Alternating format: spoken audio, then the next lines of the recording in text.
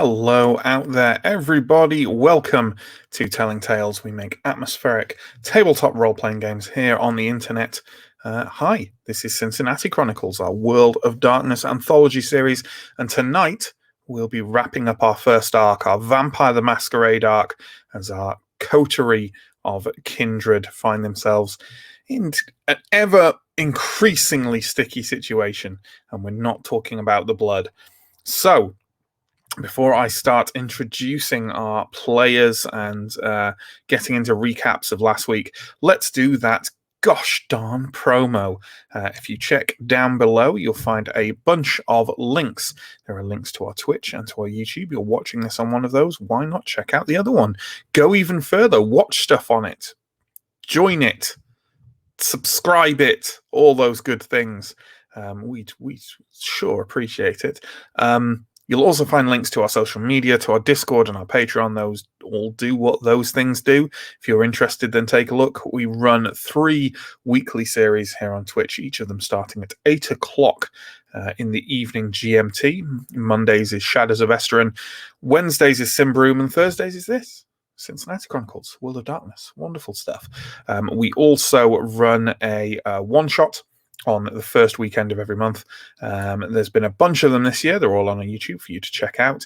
And the next one, and our final one of the year, which was voted on by you wonderful people as a sequel to one that's already happened this year. And that means that on Sunday, December 5th, we will be playing another game of Alien, the sequel to our story from earlier in the year, A Place of Burning. So please do join us for that. I might even have written it by then. Let's hope, eh? Otherwise, we're in for some exciting Alien-based improv. So, on that note, let's start introducing our players. And they can start giving some wonderful recaps. And this week we're going to start with John. John plays Cole, a bourgeois idealist who acts as the bridge between the annex of the city and the Ventrue and Toreador elite, as well as helping people out with rental problems and stuff like that.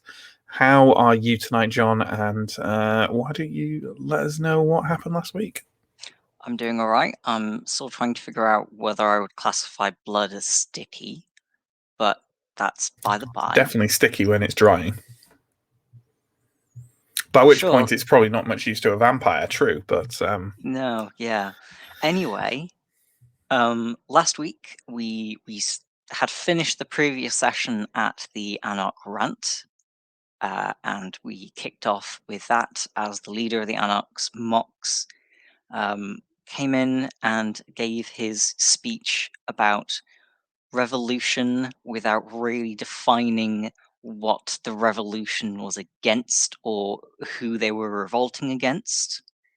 They were not revolting against the Bengals, as far as I know. He wasn't specific. He also introduced a fellow Anarch from further up the coast from Chicago called Juggler.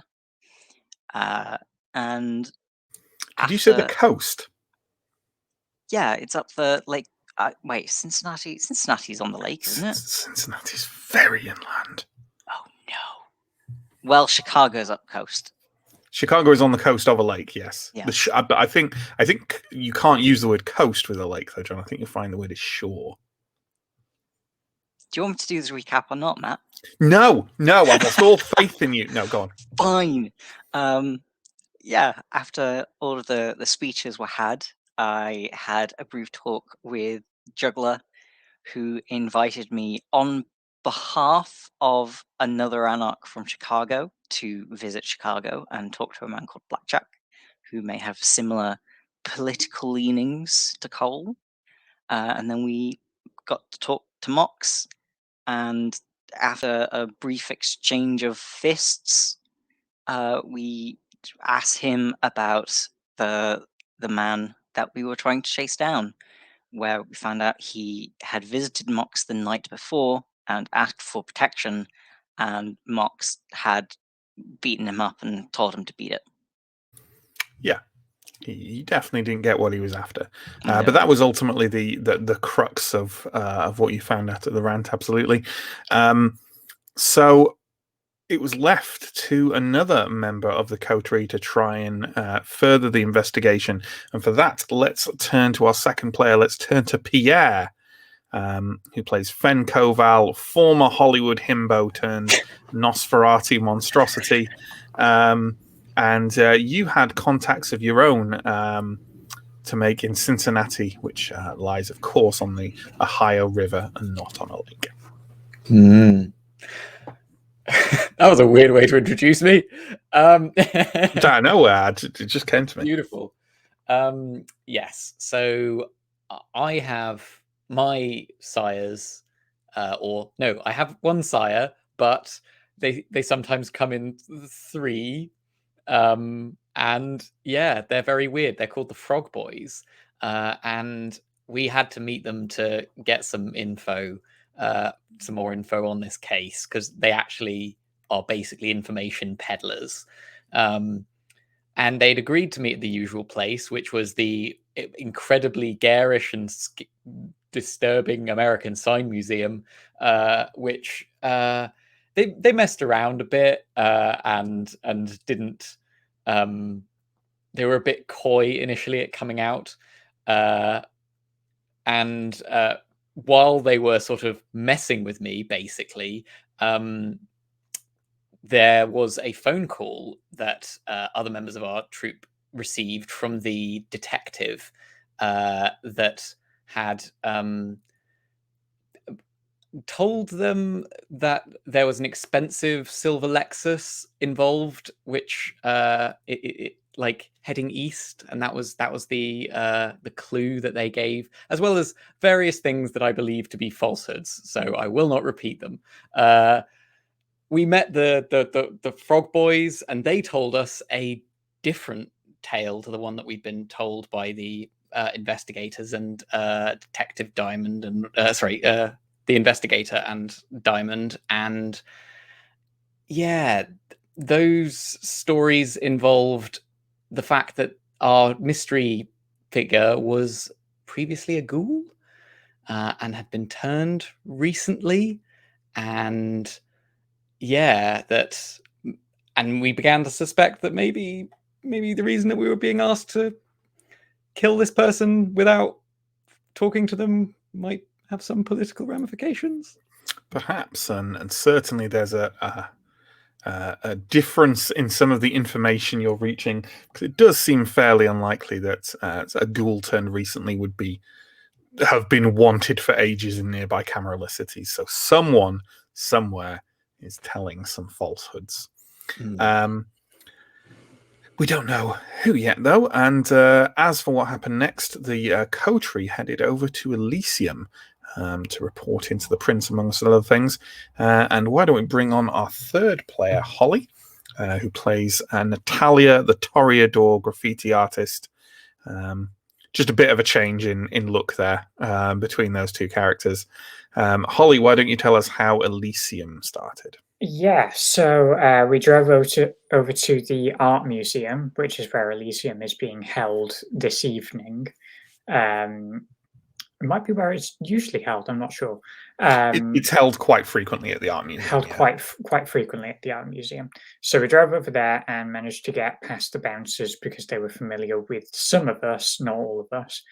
At which point we got in and were surrounded by large numbers of kindred, all kind of the fancier end, though. Lots of Ventru, lots of Toreador. Mostly looking at some very fancy artwork. Well, it wasn't really artwork, it was more sculpture, which is where Natalia's sire was. So we asked him where Ludlow was, and he's been meeting with the Primogen. So while we waited for him to get out, they had a chat. Eventually, they got out of that room, and Fen spent a while trying to decipher the best route through the room to get to the prince. while he was doing that, the rest of us just walked up. Just to went the over prince. and talked to the prince. Yeah, Yeah, exactly. absolutely. And to talk through how that went, let's bring on the final member of our coterie for the evening. Let's bring on Inga, who plays Joan, the newly arrived Tremere Wunderkind, I suppose. Yeah. How did we wrap up, Inga? So Ludlow took us through into another conference room to speak privately and asked for our progress in our investigations. So we gave him fairly minimal info, but we did let him know that we have an address that has been contacted frequently by whoever this person is, and that we're going to go check it out next. And he identifies that it is the home of the Bruja Primogen Loveland, who was missing from this evening's Elysium for unknown reasons. And he seemed, well, as far as we can read him, he seemed reasonably concerned about this. He certainly wanted us to go immediately to inquire with Loveland. And that was where we wrapped up. Yeah, so there we go. So let's pick up not quite where we left off, although I'm happy for people to insert kind of conversations if they want to have them or whatever. But, let's pick up in the Cincinnati district of Oakley. Yeah, which is a relatively kind of gentrified area. And let's pick up specifically. You have just pulled up in that beautiful red Cadillac on a quiet, partially cobblestoned street. There's a kind of large open market that's taking up a great deal of it. Obviously closed for the night, but it's a nice enough area that the stalls are still, kind of laid out, albeit with all the goods taken away. And along the sides of this sort of, I don't know what you call it. So there's a road running alongside, and there's a market coming off the road, and then the market itself is surrounded by houses. Kind of a three-sided square, if you get me. There's a three-sided square with a market in it, and the other side is a road. You get me. The houses all have a very old-fashioned, almost kind of European look to them. Clearly an area that was either built close to the founding of Cincinnati or perhaps more recently, but in that style. And unlike many of the other places you have been tonight, there are, in fact, quite a few people still walking around on their kind of just on their business. It's still the middle of the night, but there are some people who seem to be, going home from a nearby bar and that kind of thing. So there are some people around. The address you've been given, you can very quickly find it. It appears to be an apartment above an expensive looking delicatessen. As I pull the car up, because I stole the driver's seat, as I pull the car up, I'm going to glance around the road for a silver Lexus. Why don't you go ahead and give me a perception plus drive roll? Okay. Rolling 4 dice. Difficulty is fine. Difficulty. Ooh. 4 dice and 4 successes. You cannot see a silver Lexus. Okay. Looks like he's not here. Oh, you missed him. All the silver Lexus stuff is all nonsense. That's Well, a good point. This is his contact, right? But if he only had a phone number, maybe he didn't know the address. Either way, I think we should go and chat to them. Does it look like there's anyone in? There is the apartment above the delicatessen does indeed appear to have a light on. So you're Primogen, Cole? I think you're... No. Wait, did you ask me? What did you ask me? Sorry. Not sure I was asking. I was too distracted. I was driving. So you're Primogen. You should be the one to knock on the door.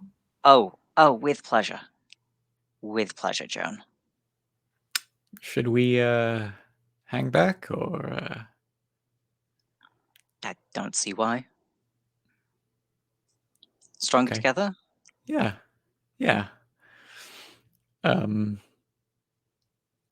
think I'll at this point use my ability to shift my face into a more appealing form. Not actually more appealing, still very, very ugly, but Sure. something approximating what I once was, but just a very sure. ugly I think we referred to this as like ugly old Fen before. Yeah, so that's, I believe, spending blood point, one blood point, because to shift it up to appearance 1. And then I think there's a roll to make as well, right? We've done a couple of times here. Manipulation plus performance, difficulty 7. Yep. Okay, so manipulation plus performance is 5 dice, and difficulty is 7. So let's roll this. 10, 9, 7. So that's 3 successes. Which is, you look exactly the way you want to appear. So you just look like, the actual Fen Koval's slightly the cousin that didn't carry the family looks, Yeah, the one that had the bad upbringing and life was hard on him, and the one who grew up in the hills. Yeah. Sure. Is everyone so is everyone leaving the car and going to the kind of the doorway? How about Eamon? I was gonna say, I'll get Eamon to take up the rear with us. Sure. Unless there are any objections from anybody else. I'll kind of look to Cole for sort of okay, given last time I was instructed to leave him behind. Oh yeah, I don't care what Loveland thinks about this.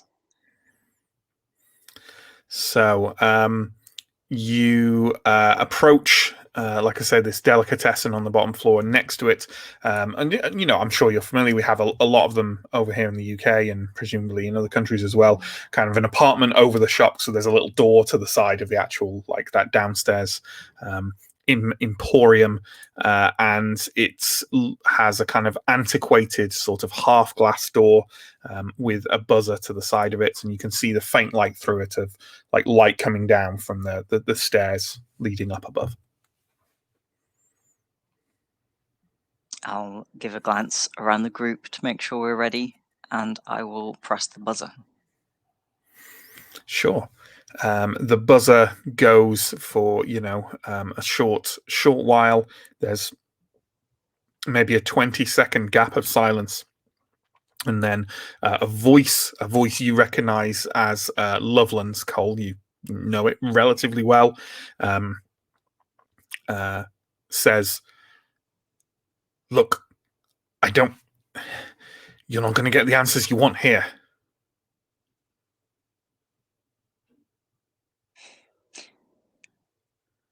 Loveland, it's Cole. Cole, what the fuck are you doing here? Quick glance around and say, I come with a message from the prince. In a reversal of usual circumstance. Are you going to let us in? There is silence on the intercom, and then about another 20 seconds later, there's a click in the door. Easy. Push the door open. Lead everyone inside is just a set of stairs leading upwards, and when you get there as well, there's a sort of apartment door, although it looks like Loveland's is the only apartment here above the delicatessen. The door to said apartment, there's kind of light coming out from behind it, and it is open, or like open to, Okay. ajar. Ominously ajar? That's entirely up to your interpretation of the term ajar. I want to judge the intentions of that door. What's that door planning? Okay. I will proceed up the stairs. You're already up the stairs. I Otherwise, you will. wouldn't have seen that door. That's a good The point. ajar door. The ominously ajar door. Maybe. All right. I'll say let's go to that ominously ajar door over there. So, if you go through this door, which we seem to have spent a lot of time on the ajar door, but through it, you find yourself in a large apartment's reception room. Through an archway to one side of it is sort of just a hallway leading off, and through another archway is what appears to be a large dining room that looks kind of laid out to receive people.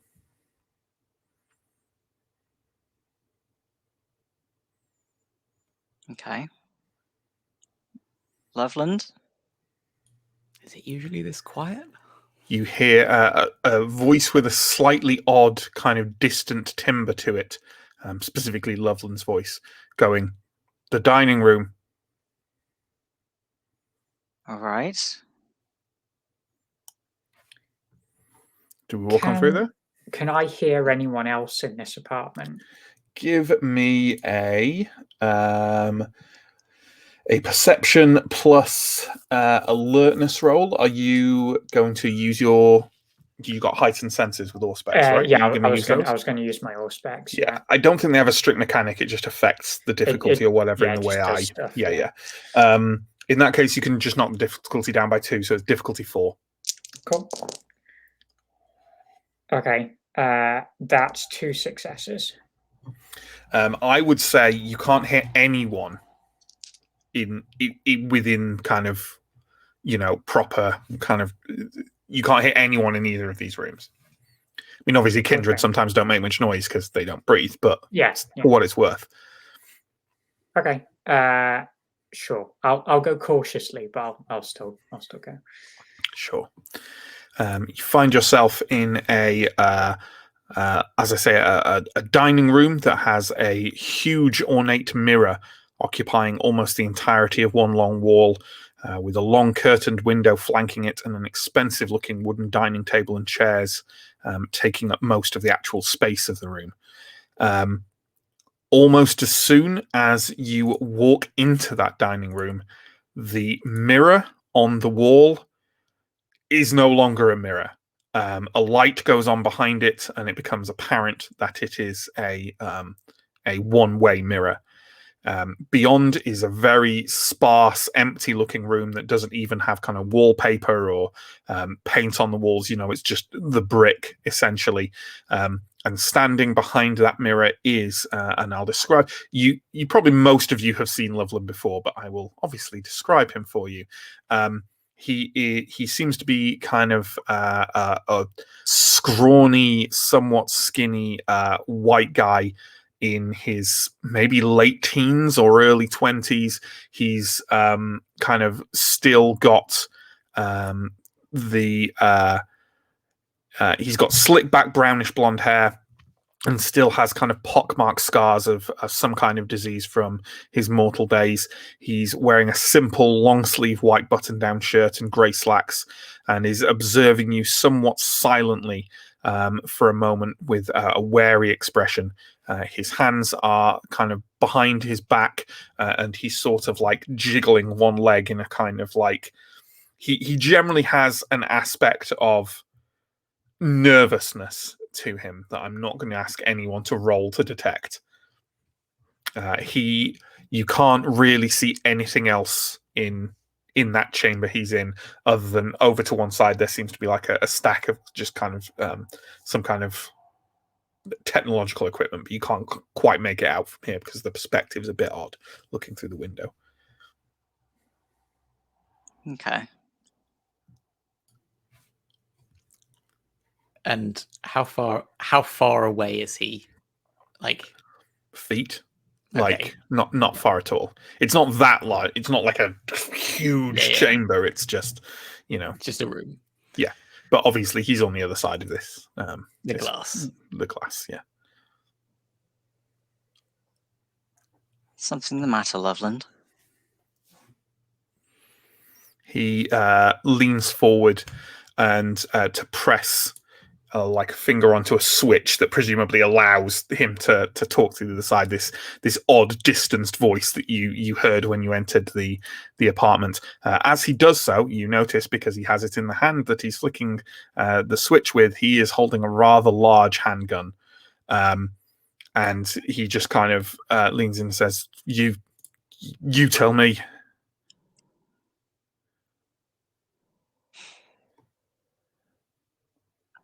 The prince wanted to know why you weren't at Elysium. And we want to know who's been trying to get into contact with you. Fuck. Look, I don't know if he had anything to do with the explosion or the fire or anything.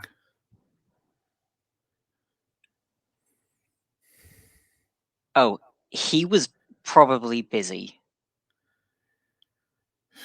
Who is he?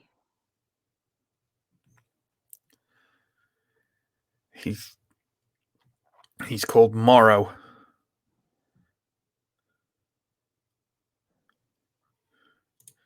You don't know that? No.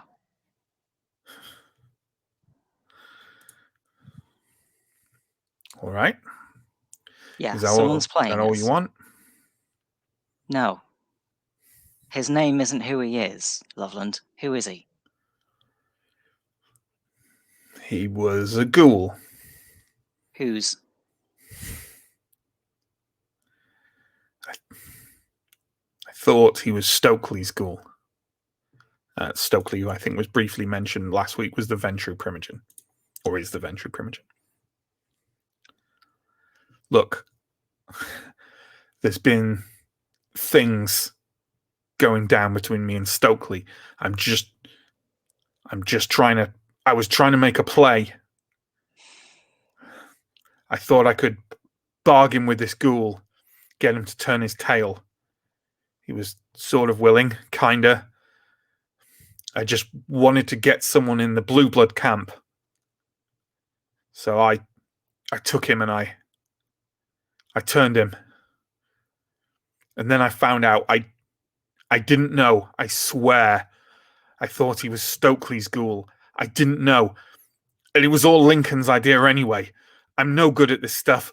I was just listening to him. I just wanted to get an edge for once, to not be the joke. He is clearly getting quite agitated.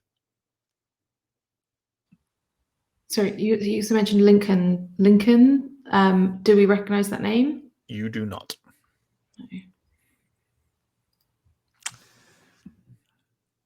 Hey man, look. No, let's just ease the tension here. It's okay, you know. As long as you come clean. He's kind of stepped away from the glass a bit, and like he's got, you know, his hands with the gun are kind of behind his head, and he's clearly weighing options. Is there any way into this room? Obviously, through the glass. Through the glass, okay, but there's no like door to the like. No, okay. No. That you can see in the room. There is a door at the back of the room, but you have no idea where not that from comes where out. I am. No, anything like that. Yeah, okay. Can I just chime in and just say, look, we're not here to hunt you down. The person who's been ringing you, this Morrow, has got themselves into a spot of bother. That's who we're after. What bother? What's he done? Whole Broke lot rule of number masquerade breaching. Yeah. Oh, fuck. But he kind of pulls the gun, as you're saying this, he kind of pulls the gun out from behind his head, and sort of, you can see him sort of weighing. He kind of is looking over you, and his arm is kind of coming forwards, and go ahead. Are you gonna try and interrupt this in some way? Or is that the interruption? Like, hold on. I was going to say, no, hold on. Yeah, okay. I'm also just going to like say, just take it easy. We're not after you. As you do this, you know what? I think he'll be stood closest to you, Joan. Why don't you give me a perception plus alertness roll, please? Difficulty 6 is fine.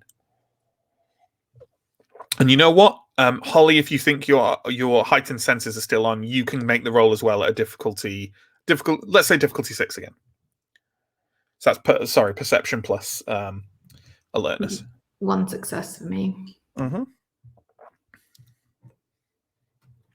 Yeah, only 1 success for me as well. Sure.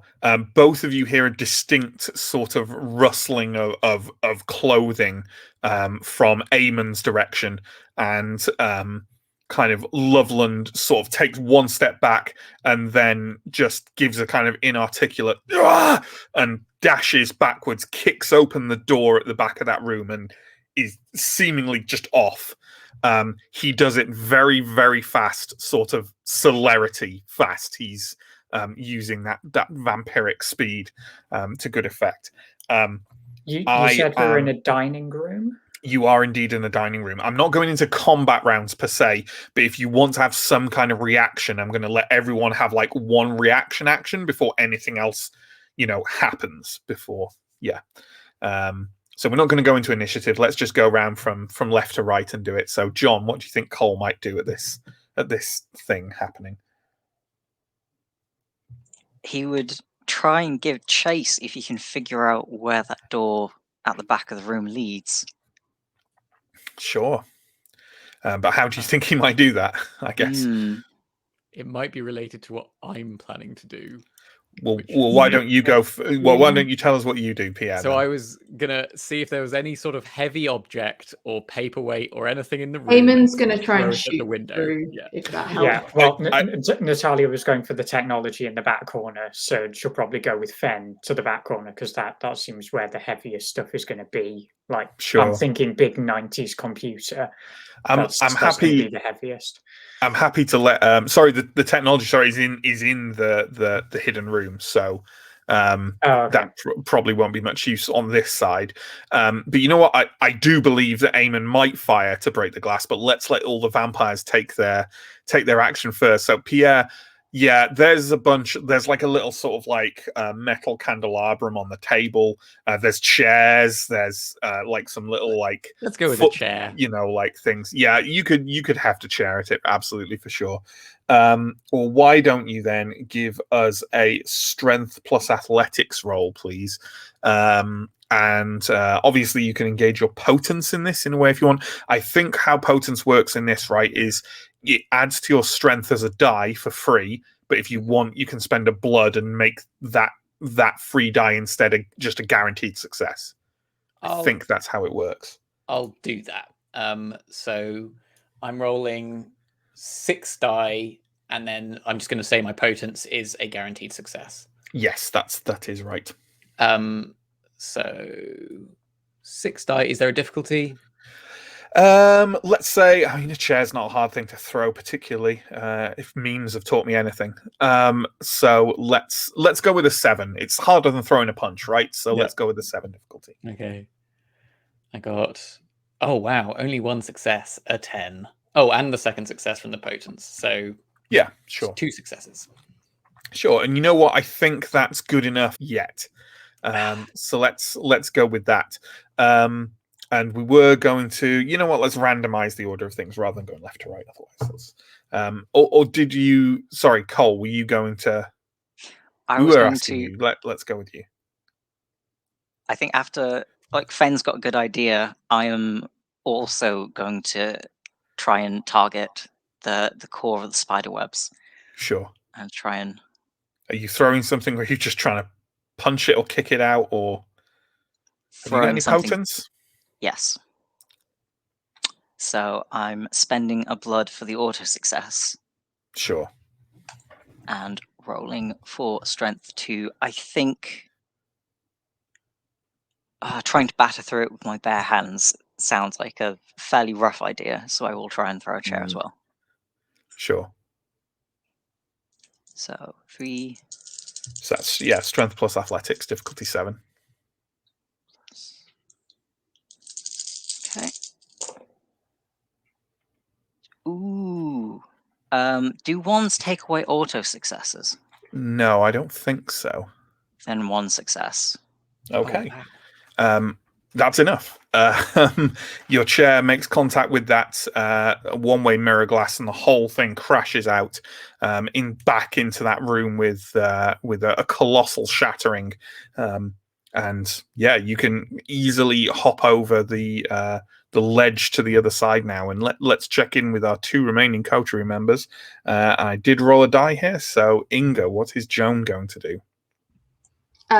Just aim in and like kind of looking Send up him, towards that. Yeah, basically sending him out that way. But I think so. I mean, I guess if he can get across now, he'll just make chase, kind of through in whatever way. But I think I might take a stop to like look out. Presumably there's like a front window that looks down out to the front somewhere, or there is indeed, like, wherever we are. Yeah, there's like a curtained window here that seems to be facing out onto that front street. And the other kind of layout of this is obviously you came from that reception room, and the reception room also had another hallway leading off it. So like that's basically the geographical options, as it were. But yeah, you can order Eamon forward. You can get over to that window and look out of it. And currently, you cannot see anyone out of the ordinary, out there. And you can't see Loveland like legging it across the market or anything. Yeah. Is the direction of the room he was in, like, kind of going, like, if the front of the building's here, is it like kind of going along the side of the building, or is it kind of going back? It seems like both this room and the mirror room were what's the word that's not parallel? Perpendicular, thank you, to that front road. So you're kind of like at one end of the room looking out the front, and Loveland is basically this room is so yeah, the mirror room is parallel to this room and perpendicular to the main road, and he's just run out kind of basically in the opposite direction to where you kind of came into the apartment, so off like somewhere, and it's unclear whether he's running towards the front or the back of the house, is I guess what I could have just really simply said. Yeah, okay.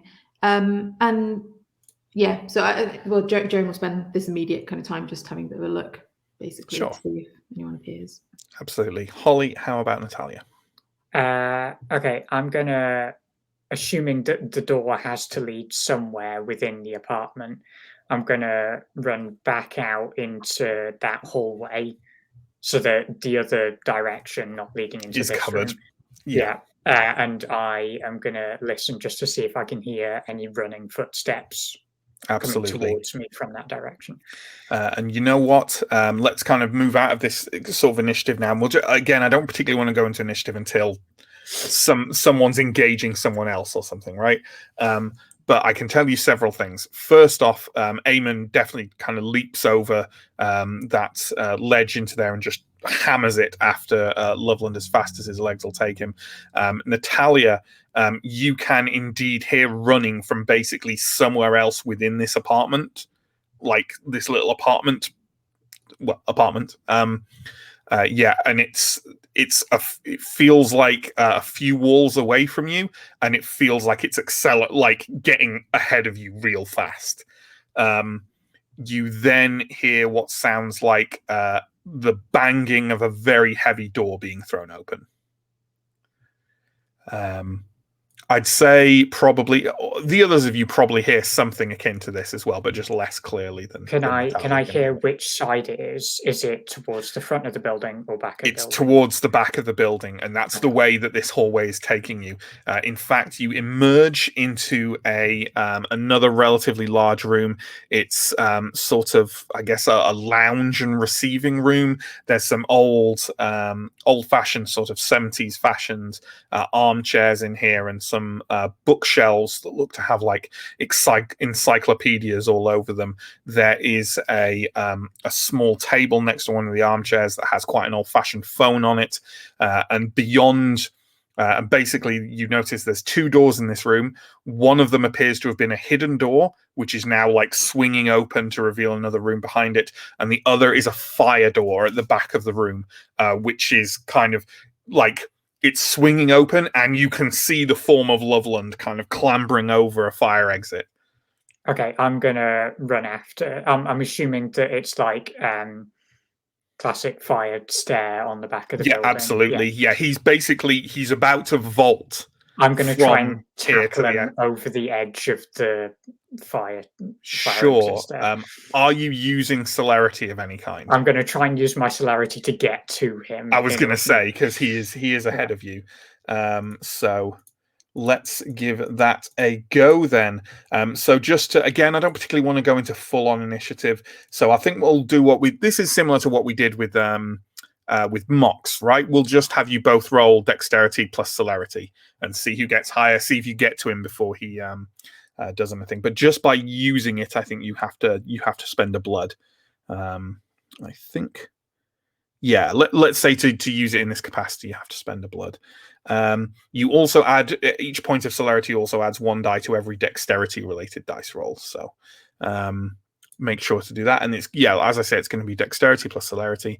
I'll just build Loveland's pool here, and he can have that. Let's say he has that. Yes, that'll do.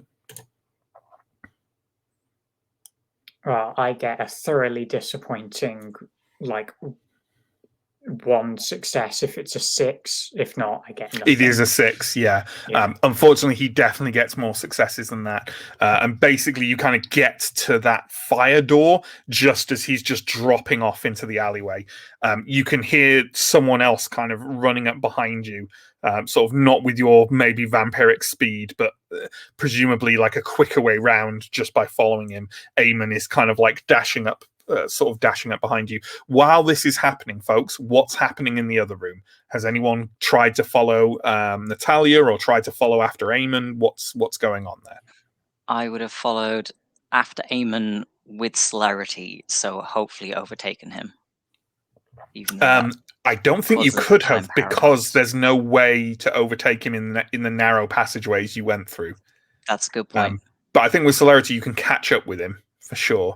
So you can emerge at the same time he does out of those passageways. Joan, how about you? I think I'm going to take a second to have a little bit of a snoop around. Sure, absolutely.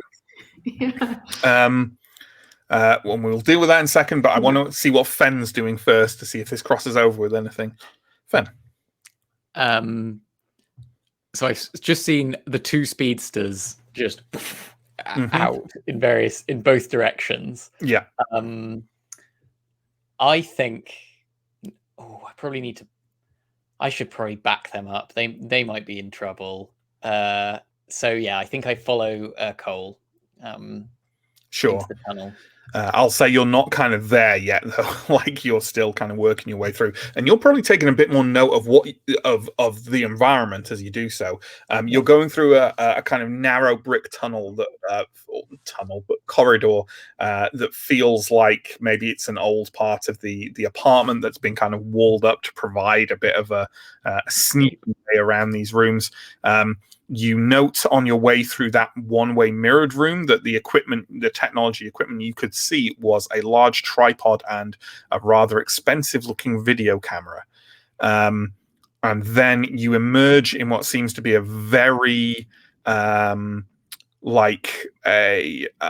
very simple and bare bones bedroom that literally has like a quite comfortable-looking single bed and nothing else in it. And that is where that secret door opens up into that lounge area. Okay. Yeah. And you emerge and see kind of Cole and Eamon ahead of you, over on that fire escape. In the meantime, Joan, why don't you go ahead and give me a wits plus investigation roll? We'll just call that a difficulty 6 because I don't think it's a complicated room to investigate.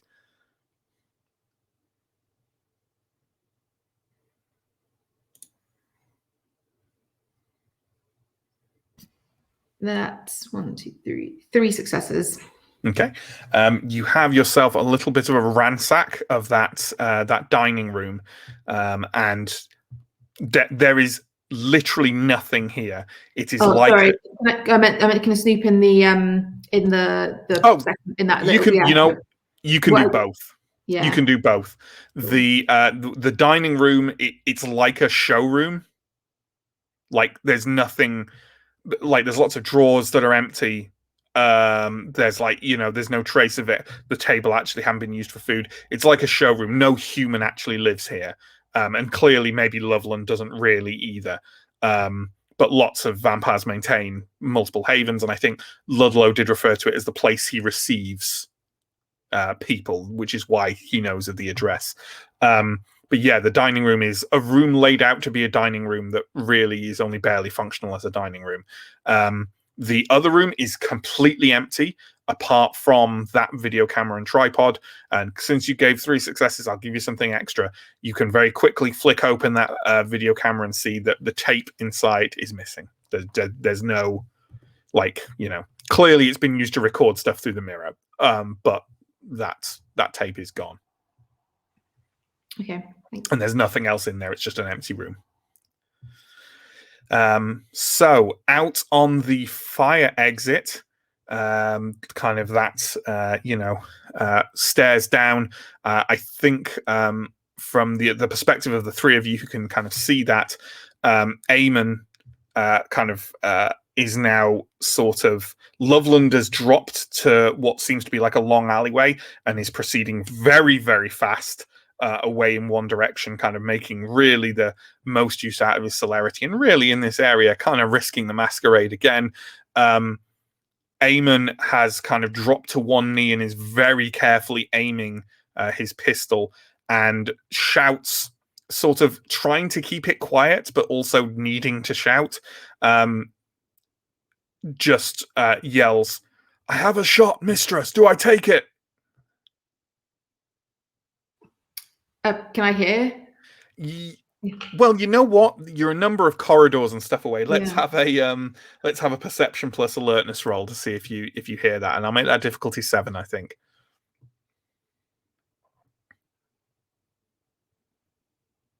I got a 10 and a 7. 2 successes. Yep, you absolutely hear him call out to you.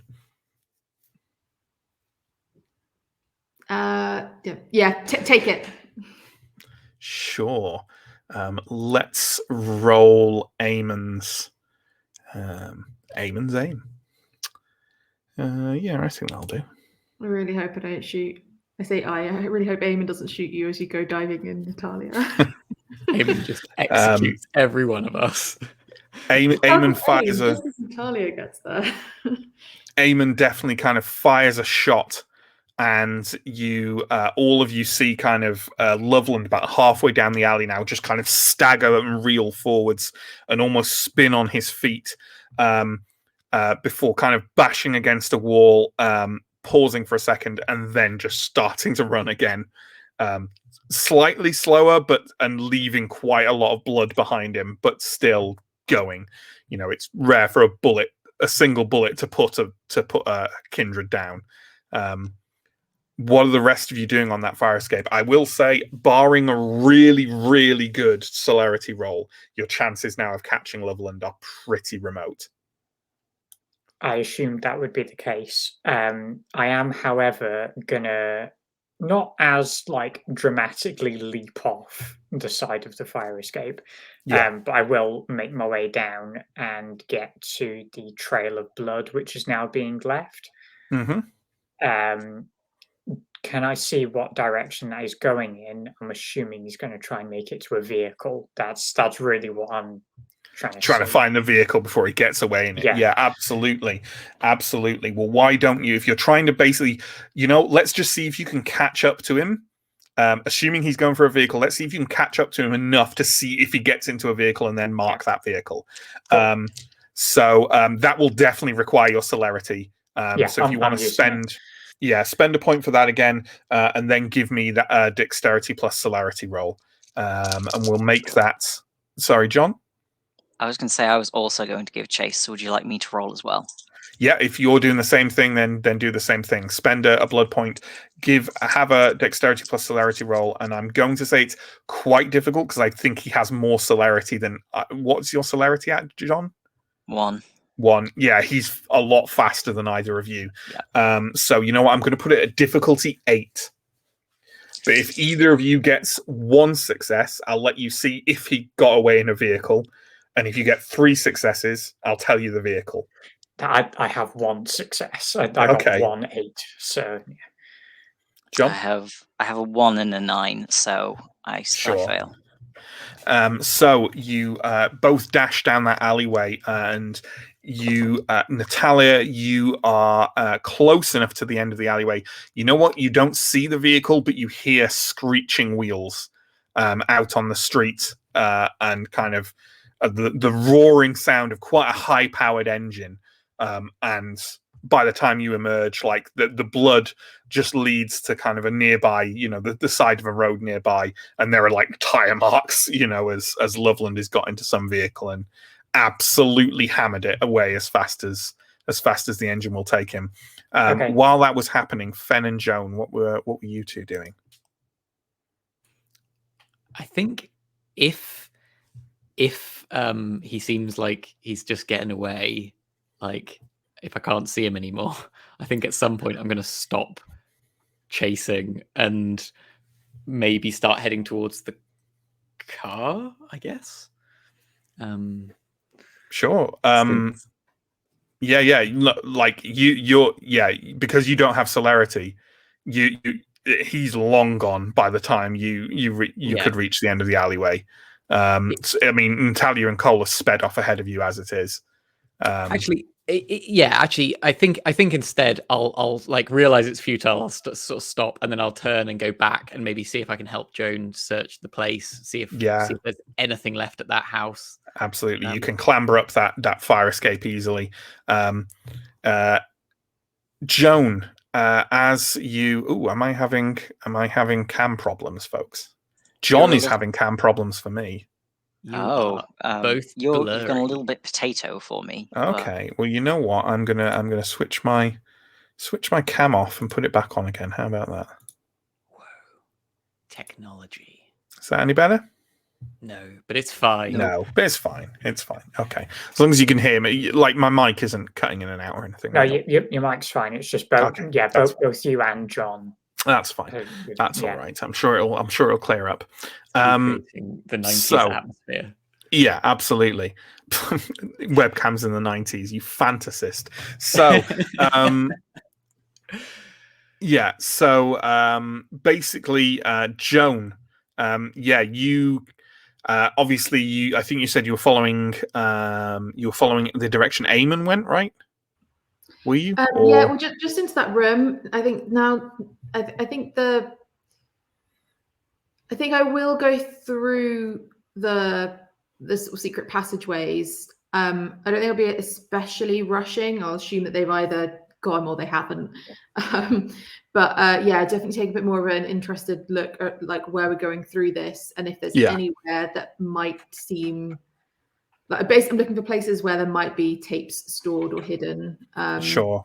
And if I don't immediately find that, I will kind of head out to see what they've done, but I'll see how we Sure. I think it's, you know what, I'm not even going to ask you to make a roll, because as you make your way through those passageways, there is nowhere to store anything, because the passageway is empty, and the bedroom you like secret bedroom you emerge into literally just has a bed, which I'm happy for you to check, but it is just a box bed with a mattress. You can lift the mattress and poke it a little bit and stuff, but the entire place is extremely Spartan. So without kind of like searching for hidden panels or something, you're not sure there's anything to be hidden. And then kind of you can emerge into that lounge area. As I say, it has like armchairs, it has a table with a phone on it, it has a bunch of bookshelves that have a load of encyclopedias on them. I will probably stop here to explore a little bit then, for whenever I come back round. But... Sure. Eamon kind of steps back in through the fire exit and says, I'm sorry, mistress, I hit him, but it didn't do anything. Okay, hearing that, I'll go and see if there's any blood of his that I can play with. There absolutely is, and I think you can safely encounter Fen kind of coming back in as you're going out. I sort of hold my arms up. Yeah, I'm not fast like the others. I don't think we caught him. We need to look for videotapes. go have a look inside, see what you can find. Right, on it. Yeah, and I have a look. And I'll go same... to try and pick up a bit of blood to thaumaturgy. You just didn't want Absolutely. me looking at you picking at the blood, did it? Yeah, where you kind of walk down the alleyway, it's probably safe to say that Cole and Natalia are making their way back down from the other end now. And yeah, there's a whole bunch of Loveland's blood splattered all over the cobblestones and the wall of this alleyway where Eamon's round hit him square. So first use of thaumaturgy here, I think. So that would be taste for blood, or taste of v20, as I think it's known in V5. So it's a standard thaumaturgy roll, which it gives in a completely different place in the book. So yeah, you spend a blood point and make a willpower roll against the difficulty of the powers level +3. So in this case, you spend a blood point, make a willpower roll, and it's a difficulty of 4.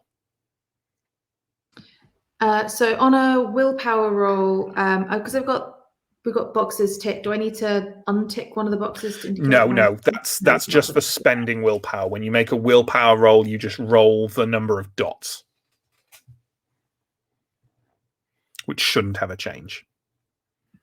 Okay, so that's 6 willpower dice, and against the difficulty, which you said was the 4 level of power +3, so it's 4. Correct, which is 4, yeah.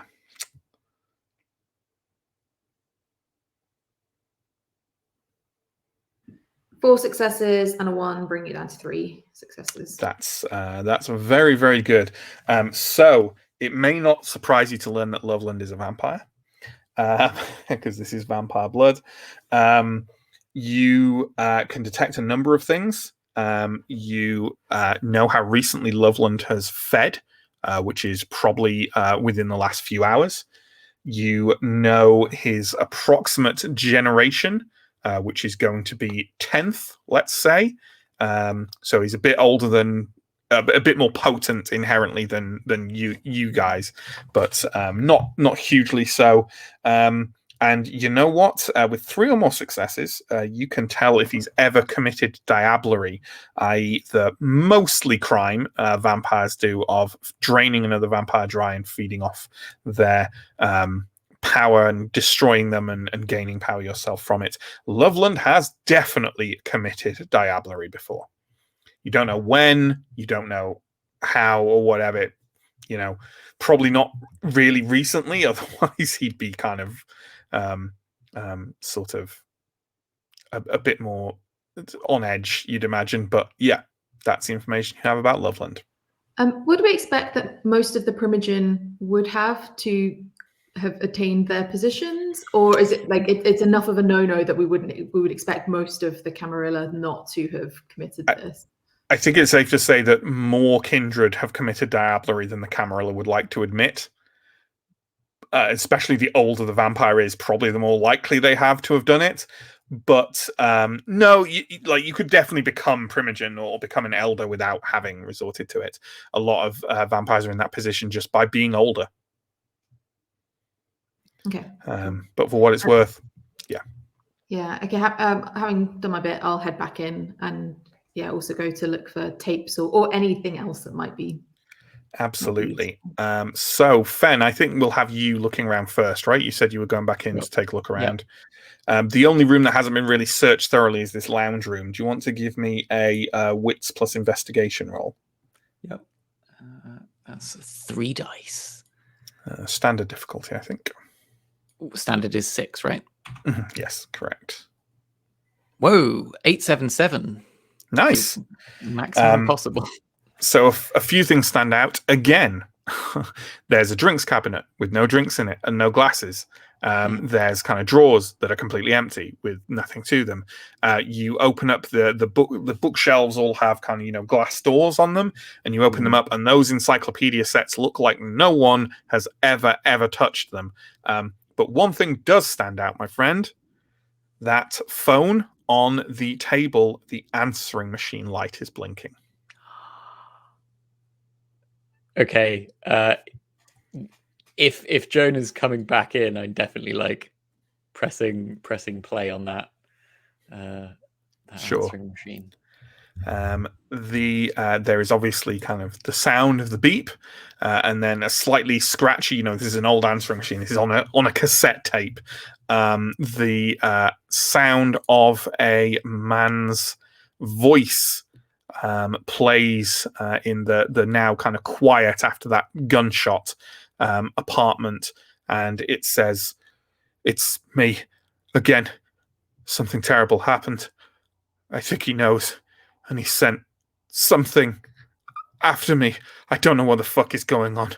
What haven't you told me? What did he not tell me? They knew I had to do it. Answer the phone. Please, Loveland, pick the fucking phone up!" Beep. I'm trying to remember what phones had been like in the 95.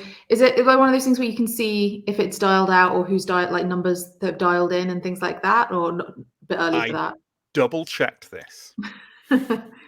There isn't callback, but there is return call check or whatever it's called. There's a number you can dial and it'll tell you the number that called. And I'd love for you guys to get in the UK. That is 1471, right? Yeah.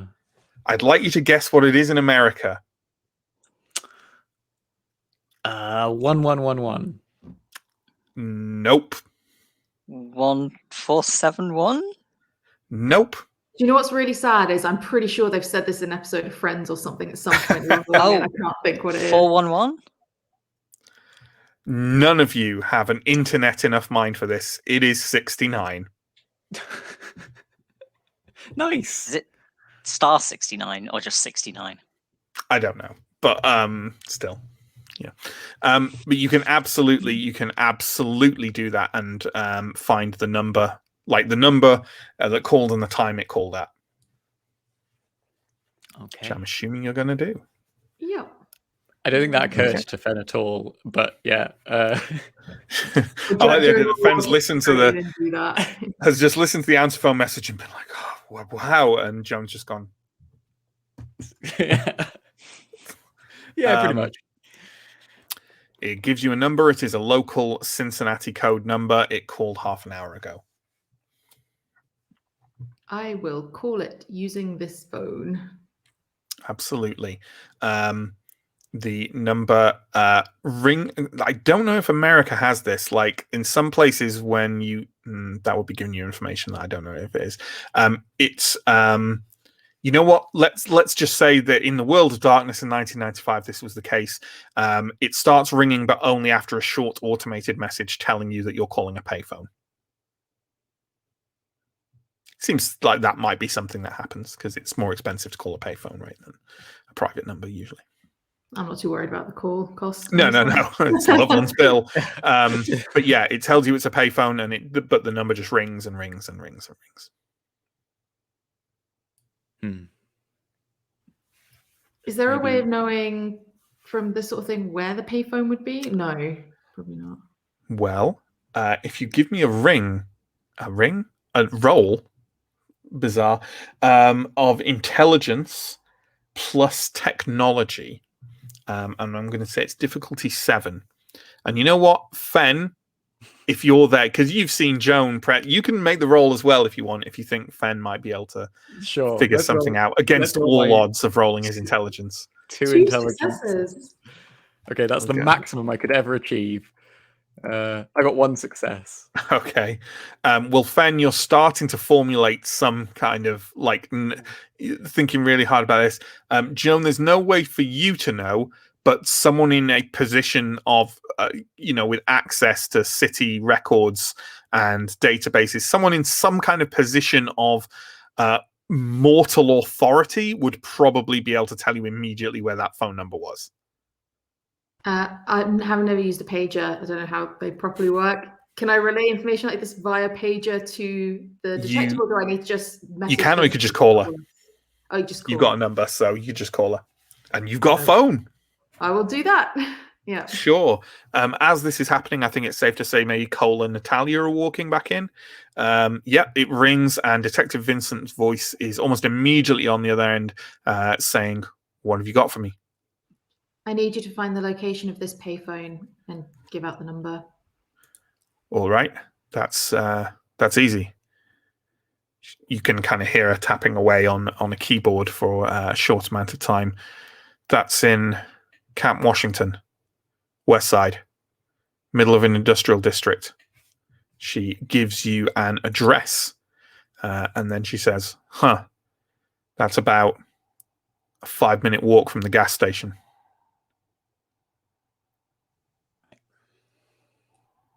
Not far at all.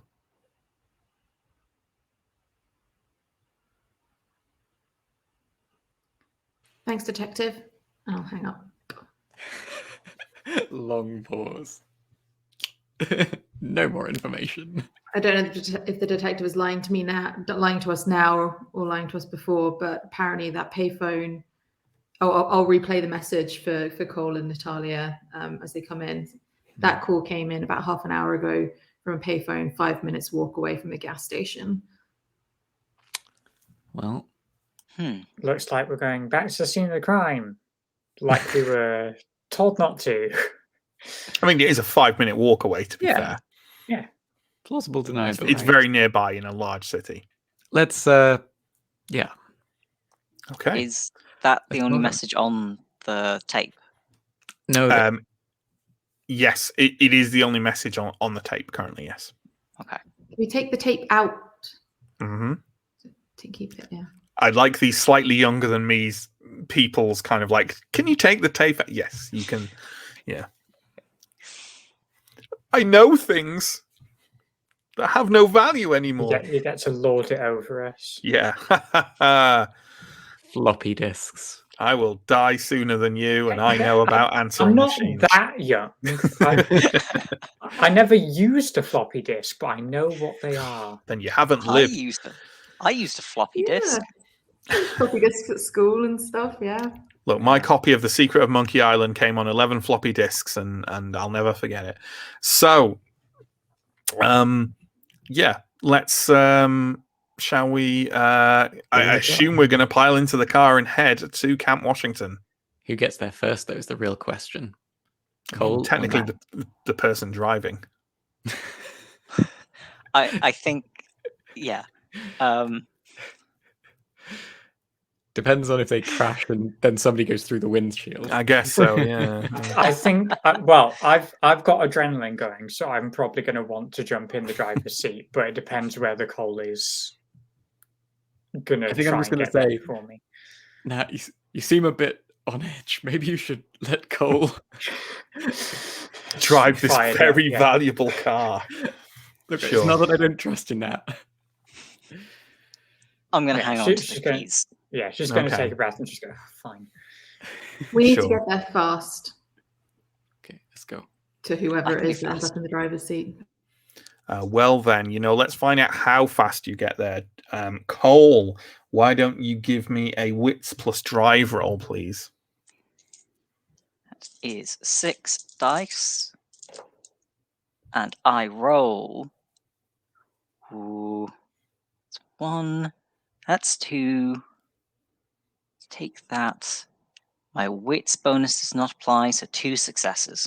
Okay, I think that's fine. I think you make your way through the night streets of Cincinnati somewhat respectably. As I've said before, there seem to be quite few people on the streets at the moment. Presumably, the inhabitants of the city, cowed by the manufacturing plant explosion, the library fire, and clearly bad things are going down in Cincinnati today. And most of the keen are off the streets. You arrive in Camp Washington, which is an area with a lot of kind of old housing dotted with industrial parks. You arrive at the address that Detective Vincent gave you, and it is indeed in the middle of one of those self-same industrial parks, although one that looks like it has been erected only kind of recently, because there is an odd sort of smattering of different buildings there.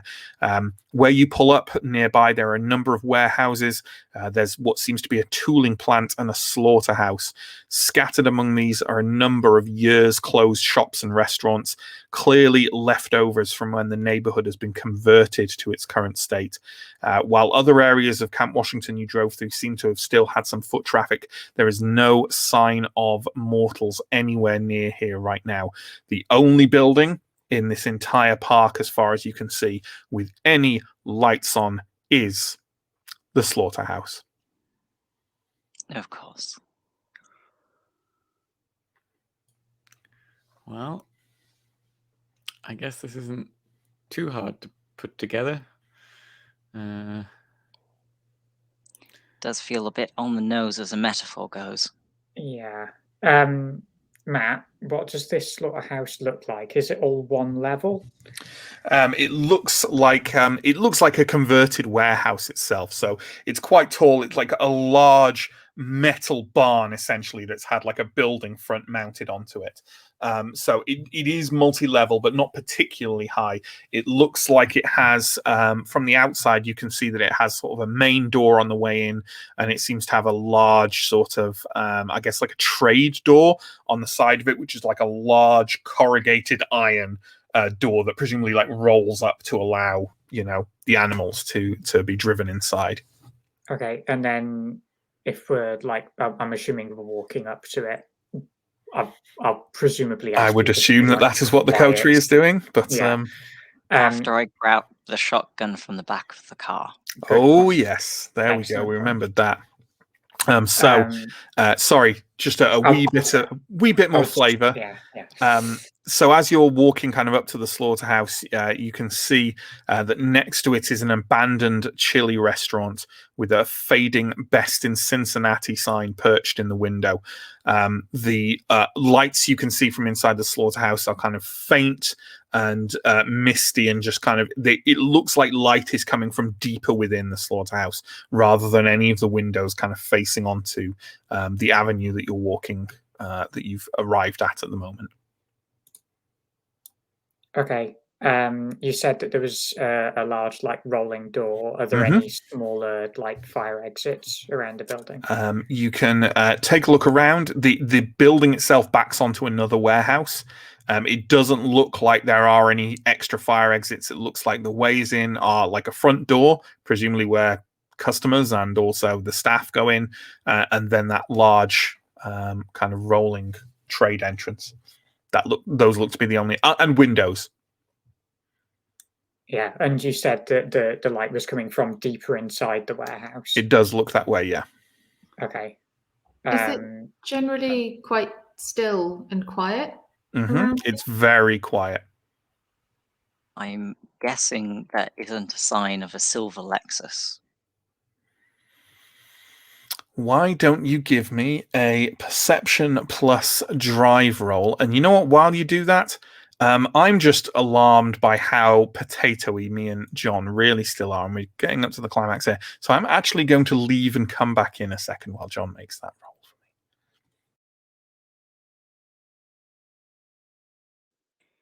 Oh, damn it. So that good. I rolled 2 successes and 2 1s, so that's a flat nothing. No. Fun times. I think you want to try like rolling fewer ones. Fewer ones, yeah. Yeah, I'll try that Fewer next time. ones. You Yeah. look much higher quality, Matt. Awesome.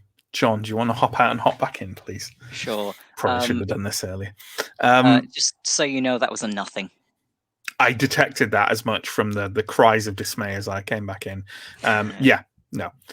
What is everyone else doing? I think I'm going to use unseen presence to attempt to enter the warehouse and see if I can get some scouting done and work out. Yeah. Sure. I don't think there's any mechanics for unseen presence, right? You just drop into it. Yeah, it's not specific. It's basically if I make any noise, if or you there's do anything anything, yeah. If there's anything that would get in the way of me being silent. Sure. And so how are you getting into this slaughterhouse? so initially, I'm let's have a look and see if the door opens. Which door? The one closest to me, the one at the I mean, the question's more fundamental than that. The massive rolling corrugated iron side door, or that sounds the like front that's going to door. make a lot of noise. So You would be shocked if it did not. yeah, so let's go with the side door. Let's see if it's unlocked. That is the side door. Oh. Again, that's the trade door on the side, large corrugated iron, rolling upwards, and there's a front door, like just a door that people would go into. The front door. The front door. The front door. You know what? Whoever is inside this place, I don't think is having a very good time. And I think there's a random possibility they'll have left it unlocked. So why don't we find out if they have or not? With a good old-fashioned Blades in the Dark fortune roll. Oh, good. You're crossing your streams. Fen, Mhm. that door is unlocked. Okay. Sometimes it's that easy. And I unlock and I open the door and I sort of look at the other guys. Although actually, I don't know if they can. They can't me. see you. Yeah. The door sort of maybe opens, and there's definitely a slight creak as it opens, but nothing like, just an average kind of door swinging open noise. Okay. Beyond is what appears to be a sort of very minimal reception area. Okay. And no one in sight. Nope. Do I get any sense of where the light is coming from that was inside? Absolutely. So at the back of the reception area is what appears to be a kind of open doorway through to the main area of the slaughterhouse, which is like a very large sort of area with a lot of animal pens. And then you can see that within that large chamber, there's sort of a gantry-way with a number of offices up above. And there is also a like two doors leading onto rooms at the back of that large penning area. Both the doors are closed, but no, you know what? Actually, one of them is closed and the other one is sort of half open. I don't want to say ajar. And also is clearly a room in which a light is on. And more so than that, I think a light is on, but you can see shadows moving in the light. Someone or something is moving around inside that room. Gotcha. It's quite the whole building's quite large, so the room is quite a way away from you if you're just kind of peeking out through the front door. Gotcha. Is it far enough away that I think that my compatriots would be able to get in without being seen, probably from that direction? Obviously, it depends how perceptive the person in that room is. But on the whole, you could get yourselves quite a way in here without being too noticeable from that room, you think? Okay. Good Lord, our cams have gone awful again. I think I'm going to go back to the group and sort of briefly wonder why they're not looking at me, and then come out of unseen presence and then say, okay, I think our man is in there right now, and I think it should be fine if you go through there. He left the front door unlocked. Yeah. That was my reaction too, Cole. Let's. What do we think the odds are of talking him out of here? I was about to say, can we go in gently first? Because it seems like A, he's having a real rough time, and B, he seems to be really on edge. And I'd prefer not to be the victim of the kind of blood splattering that we saw at the gas station.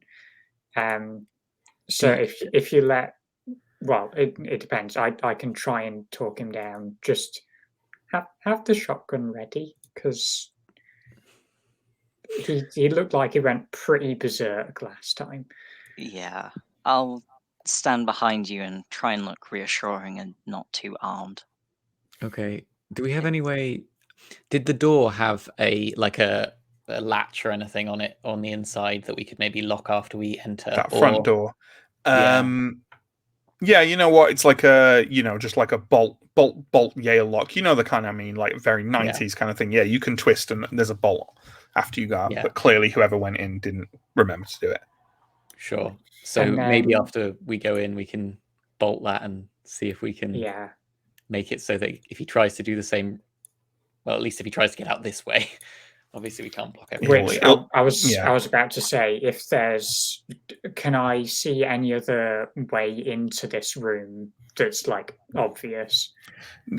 Certainly none you can see from here. It's just a very large chamber. There's sort of gantry and offices above, but they're quite away from those back rooms. And then there's 2 doors at the back, presumably leading separate rooms because there's light coming from one and not the other.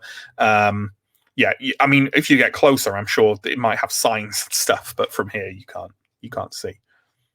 Sure. Okay. So we're not trying to take this guy by surprise.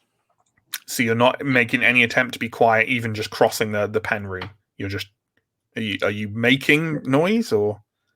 I mean, I think it's probably best to lead with like calling out a name once we get reasonably close, but just making them at least aware that there is someone here. Okay. I'm going to reactivate my unseen presence. I'm going to I don't think I can contribute much to the Sure. conversation, so I'm going to try and be a surprise element. Question: Is Eamon coming in with you? I will tell him quietly, stay close but unnoticed. He kind of stay, reasonably close, but like not guns a blazing, full bodyguard style. He nods, and you can see he has that pistol in his hand, and he's kind of pulled out the magazine that slams into it, and he says, "This guy's kindred, right, mistress?" Yes. Takes the magazine and like puts it down and says, "And we can put him down." Only if we need to. I'm hoping we won't need to. He draws a different magazine from kind of a pocket at the back of his trousers and slams it in. You know, something about Eamon is quite scary. Just want to say this on the record. Absolutely. So you're crossing over the pen chamber, which, as I've said, is very large. It's completely empty at the moment, although the stink of cattle and fear still lingers. Fen, do you think you're moving ahead of the others, being as you're in unseen presence? Are you trying to get a glimpse in that room before Natalia calls out? Yeah, I'm doing a bit of scouting. Like, if he is obviously revving up to attack us all, I'd quite like to know. Yeah, absolutely, sure. In that case, you're probably the first person to catch a glimpse inside that room. It is a room with a sign to the side of it saying "Slaughter Room." Inside is a large chamber with a lot of grating in the floor. From which the center of a long chain pulley running across the center of the room hangs a mostly dismembered cow carcass that's sort of rocking from side to side. You see why seconds later a man is there kind of clamped onto it and sort of desperately trying to, he's kind of gnawed a hole in it and is kind of lapping at the cow blood, sludgy, thick, cold looking cow blood that's sort of dripping out and down the side of the carcass. He looks in a bad way. He is also undisputably the man from the recording at the gas station. He looks even worse now than he did towards the end of that recording. His hair, that kind of, I'll describe him again for people because I don't think I described him since that first that first episode. He's a really good-looking white man, kind of like almost maybe yuppie type looks, with carefully coiffed hair and a nice sort of shirt and trousers and a long brown raincoat. But that raincoat is torn and covered in blood now. His hair is all over the place. His eyes are kind of glinting horribly in the darkness, and he's desperately trying to pierce the flesh of this dangling cow in order to drain it of blood. He does not appear in any way to be aware that your coterie is moving through the slaughterhouse towards him. Okay, I'll keep sort of quiet, I think. Natalia, are you going to call something out? Yeah, so once I've made sure that Eamon, Cole, and I can't see Fen, but once I've made sure that Eamon and Cole are at least like down enough that they're not immediately visible from where I'm standing, Can I like gesture just to like quietly move ahead slightly, just before you call out, just if I can get like close enough that, or like at least in the right line of sight that I can maybe kind of see without getting like super close to the door, but just be able to see through where we think he is. Sure. So yeah, you want to get like a look in there before. Yeah, sure, absolutely. I think that getting that close will require a little bit of a stealth roll, or not a hugely tricky one. Can you give me a wits plus stealth roll, please? Difficulty 5, I think.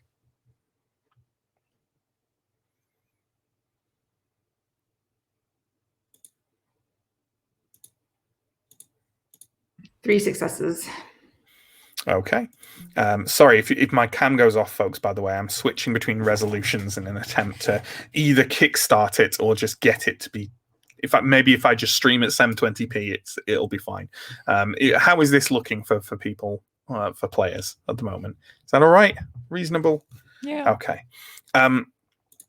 Sorry, Inga. In my blabbering, what did you say?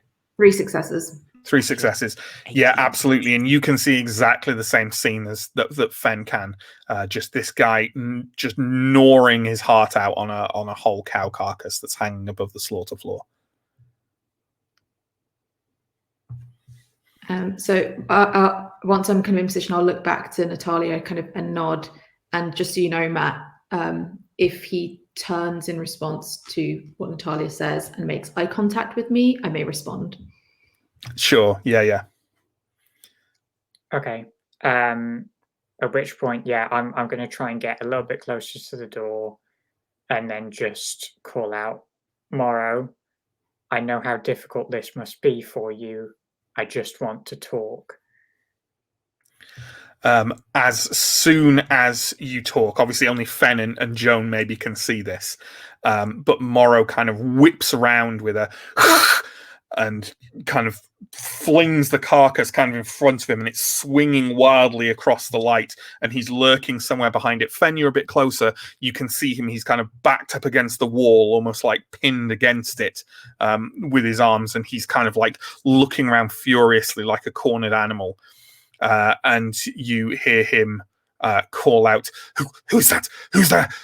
Are you from him? I'm not going to hurt you, and I don't know who he is.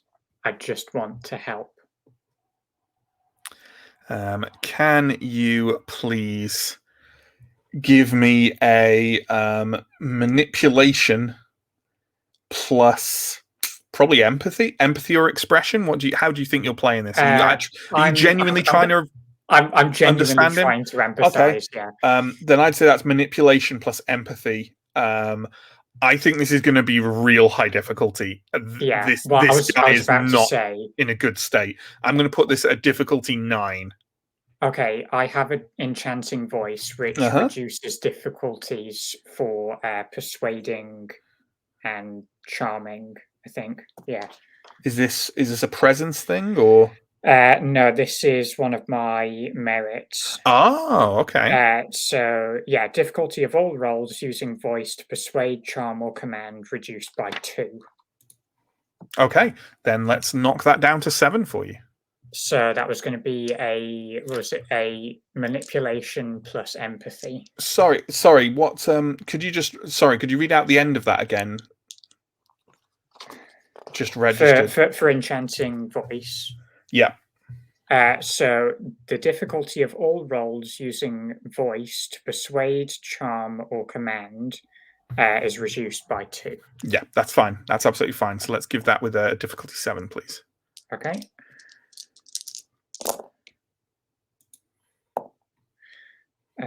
Okay, so that is only 1 success on a difficulty 7. Well, then I'm going to judge that 1 success means he doesn't immediately come roaring out of that room, ready to fight.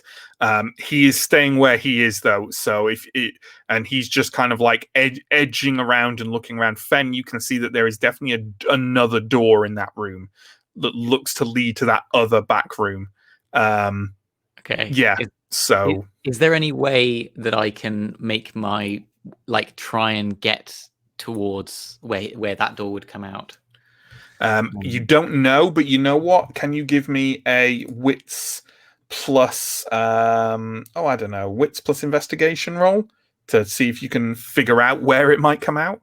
Yeah. Yep. Cool. Is there a difficulty? Just standard. If I don't say it's a standard. Okay. Roll 0 successes. Yeah, you don't know where that might end up. He doesn't look like he's making any moves to leave, or like he's kind of slowly edging around to that door. But like he doesn't look like he's coming to you. Natalia, do you reckon you're close enough to be able to see him now? Yeah, I would have been edging up to the door as I was talking. So yeah, I'll be able to look through now. Yeah. If there's a kind of pause, I'm going to say, look, we know somebody's coming after you. We know that there is some politicking going on here. We want to understand what's happening. We're not here to hurt you. We want to help you get away from here so that we can understand and stop what's happening. How did you find me? Did the fucking rabble betray me? Loveland, did he tell you where I was? Is he working with him? No, Loveland is scared too. We found you here through our own investigations, which means others might do too. We're at your best shot of getting out of here alive. We know people want you dead. We don't.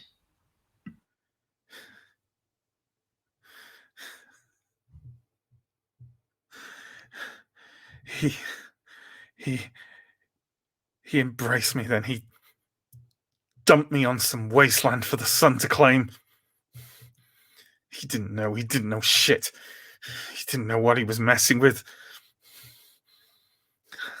Nothing. You can't be here to save me. Why would you even be looking for me? You're here because of the gas station, aren't you? Yeah. The Masquerade. Fuck. We've cleaned that up. No one's going to find out. The Masquerade. It's all going to be okay. That is how we found you. We came across the gas station. But we're not here to hunt you. We just want to understand what is happening. Can I have, please, from Joan, a manipulation plus... Here's the thing, because I don't know from Joan's perspective, and that's kind of important. Because from a grander story perspective, you absolutely are here to hunt him, and you've been given the order to destroy him. However, I don't know what Joan thinks. I think she's probably the most likely out of all 4 characters to absolutely be intending to hunt and destroy him. But like, I don't know where Joan's head's at right now. What do you think you would roll as an ability in combination with this? Do you think you're rolling subterfuge in that you absolutely are here to destroy him?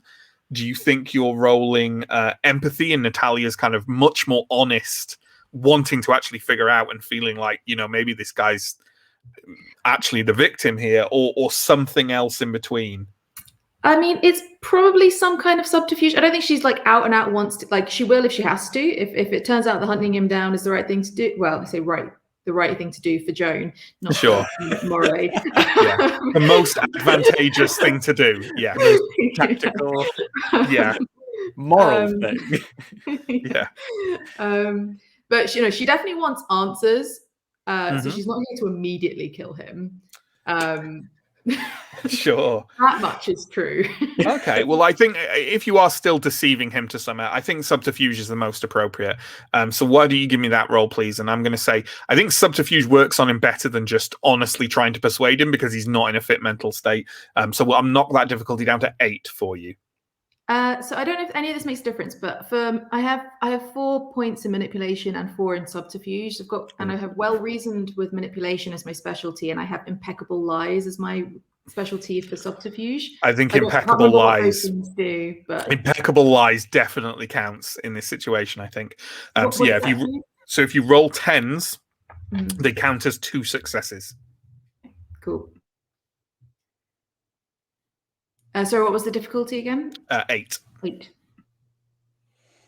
This is I what love- Joan was built for. Two 4s.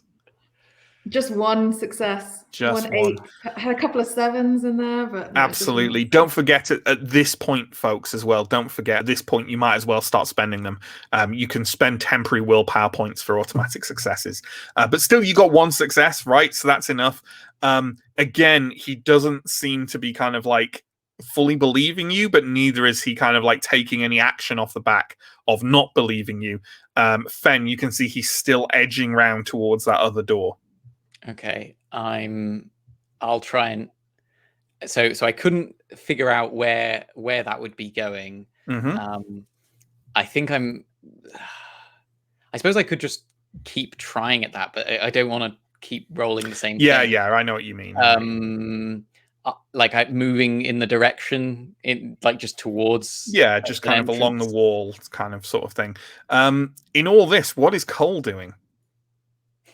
I think Cole was lurking around the side of the doorway. Have you tried to creep up to the doorway? Because if you creep up close like Fen is, like, he's going to see you probably. So, and you don't know what reaction that might have. I don't know. So, do you want to try sneaking up to that doorway? Because Natalia and Joan, as far as I can understand, are like still a ways off that doorway, right? You're kind of like looking in, but you're not there about to enter the room. I'm currently just Okay. like next to the door. Yeah. Sure, yeah. In that case, I'm not next to the doorway. I'm behind Natalia and Joan, but like trying to cover the space in front of them, so that if he goes for them, You can I don't intercept have to him before he shoot like. through them. Yeah. Oh, of course, because you've got the shotgun. Yeah, absolutely. Yes, that makes sense. Yeah, you'll Yeah. just wing. Obviously, you'll wing Fen in the background, but that's who gives a shit? That's an I mean, acceptable I don't know risk. that. I don't know that. So yeah, absolutely. As I say, he's not particularly reacting either way, other than sort of edging along that wall. But as he does so, he does say, "What answers do you want? You already know. You have to know. Otherwise, you wouldn't have come here for me." Could I activate my presence? Mm-hmm. Absolutely. So I'm going to activate awe. So I'm going to spend a blood point to do that. So I need to roll charisma and performance at a difficulty 7 to determine how many people it affects. I'm really only trying to affect him. Though, him. Yeah, absolutely. And then basically it kind of influences people with more, depending on the lower of their willpower. They're definitely, they lean towards your opinion, or they're more likely to comply with you in some fashion. So obviously it's not a get out clause, but it will help you for sure. Okay, on a difficulty 7, I got a 7. So that's enough. Yeah. That is enough. I think I'm not sure if presence. I think presence requires them to be able to see you. Yeah, that's so. Yeah, so you're kind of stepping out as I am activating this. I'm going to say I'm just going to come in, and I just want to talk. and I'm gonna open the door and head through. Sure. You open the door, and obviously you can see him. You can see the state of him. You kind of saw him a bit before because you were near the door, but yeah, he's backed up into the corner. He's now sort of in a corner, quite near to a doorway leading off to the right. A doorway that has a sign next to it that says "cold storage." And as you come in, he kind of blinks and looks sort of transfixed by you as you first walk in.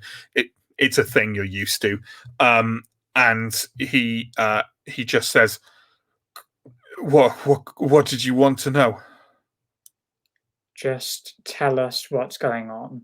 Who's after you?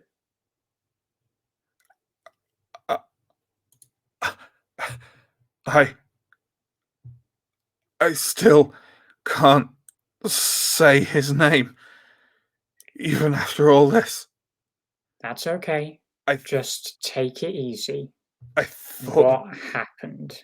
I thought the bond would be broken. He's left me with nothing. No hearts beating in my chest. No freedom. No mind of my own. I've relinquished everything. Everything to serve. To serve. He is leaping forward. You have no idea what intentions he has on you and the others, but they don't look good. If he's doing that, you said that there was this large cattle carcass. Yeah, absolutely. Yeah. I'm going to try and move as fast as I can to get that in between. Yeah, absolutely. Yeah. Yep, absolutely. You know what now, folks, we haven't done it so far. Let's go into initiative. And given how brutal things are likely to fall at this point, I don't think we need to worry about multiple rounds or anything like that. So let's just set up one initiative round and see how things fall. So how you do your initiative is you roll 1d10. You add your dexterity and your wits to that number. Not a roll, but just like your flat dexterity and wits. And then you add an extra point for any unused points of celerity. And that's only if you're spending the blood point to use your celerity to get extra actions. And you also deduct any wound penalties you still have. But I don't think anyone has those because Fen healed his wounds. So if you're spending celerity, remember to add the unused... this is common. Someone say if they're using celerity and I'll fully explain it, but otherwise it's a d10 plus your dexterity and wits stats. And yet, type them in private chat and John will pop up an initiative banner for us. Lovely. That initiative, Jonathan, lovely. I rolled a 1. You just have high dexterity and wits. Yeah. They're both my 4s. That's cool. And as for Morrow, he is going to have, let's say, what are his dexterity and wits? I'd say they're those. So you know what? I'm going to put his initiative at 10 as well, because he did badly. I don't have what the tiebreaker is, because you're a player character and he's an NPC. You go first. Okay. So let's have that, and you can just put go ahead and just put Eamon on the end as a ghoul. Ghouls go last, right? That's not actually no, that's bullshit and not fair at all. Let's put, and you know what? Eamon goes first. His is 14. Wow, but he is behind everyone, so he might not get to do too much. But there we go. Is Morrow spelt M-O-R-O or M-A-U-R-O? It's spelt M-O-R-R-O-W. Right. As in tomorrow, but without the 2. Cool. You've got to remember, just before you take any shots at this guy, you've got to eject the case of your the casing of your shotgun shell in a totally unnecessary manner. Yeah. That's how shotguns work and stuff. Yep. Yeah, we nearly there, John? Cool. So how initiative works in World of Darkness is what I'm going to do is we're going to go through and we're going to declare what actions we're doing first, and the slowest person does that first, so that the fastest person gets to know what everyone else is doing first, and then those actions happen then in descending order. So the fastest person declares last and goes first. Does that make sense? A little clunky compared to modern systems, but it'll be fine. Like I say, we're not going to do. I doubt we're going to go for multiple rounds of this. Is that how you spell Aemon? Yes, it is how you spell Aemon. So, in that case, Fen, what are you intending to do? I am intending to get into that room as fast as possible, draw his attention by trying to turn off my presumably. decloaking. Yeah. If I can successfully get him to run at me, then I'm going to use my ability, which is vanishing from the mind's eye. Okay, so you're trying to run in, distract his attention, get him to go for you, and then vanishing. And then literally vanish from his... Yeah. Sure. That's probably going to be multiple actions, but that's Cool. absolutely fine. It just splits your any dice pool you have to make. Natalia, what are you intending to do? I think I'm going to go with the same thing that I was trying to do before. Get the you're getting the carcass between you. Absolutely. Joan, how about you? I am going to attempt to dominate him, and by telling him to stop. Absolutely. Obviously, to do that first, you need to make eye contact with him, and at the moment, he doesn't look very eye contactable. So, are you kind of just moving forwards and hoping to get into his eye line? Is that the idea? And then, if you do, I guess I might maybe like, Mario, listen to me. Stop. Just something to try and get his attention, dominate him. Sure. Cole, I suspect there's a shotgun in your future. Yeah, I didn't want to, but sure. You say that, but you did get it out of the boot of the car. Aemon is a bit further back, so you know what? Aemon's not going to split his actions. He's a ghoul. He's a little less capable. So Aemon is going to sort of. No, you know what? Actually, yeah, he will split his action. He will. He's going to run forward and then shoot with that handgun of his, and that's what he's going to do first. So he's going to take his first action, which is just running forwards. So Aemon is now kind of flush with the door. Along with the rest of you. Cole, I'm assuming you are going to take a shotgun blast at Morrow as he's leaping towards Natalia. Is that right? Yep. Okay. In that case, that's going to be, please, dexterity plus firearms. I can't quite remember how weapons work in this game. They do have a difficulty, right? Do you have the shotgun stats there? I don't, because it wasn't one of my... I can find them in the book, though. Yes, or please. If someone else could find them in the book while I'm rolling, that would be... but you don't know what. That's the thing. You don't know what. That's true. Difficulty you're rolling. So, yeah. Hang on. I don't know where these are. Yeah. 289-ish. 289. Really?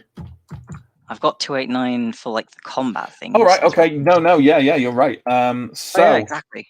Yeah, you have a shotgun there. What resources do you have? This is the one that I stole. But it's the one that I stole from the gas station. All right, yeah. They don't have difficulty on them. Maybe there isn't a difficulty in. Let's have a look at your cheat sheet.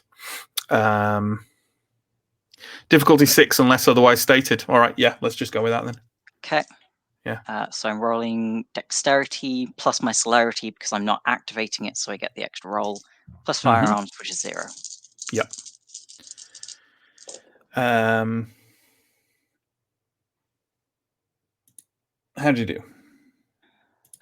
Would a dexterity specialization of precise? Yeah, I think so.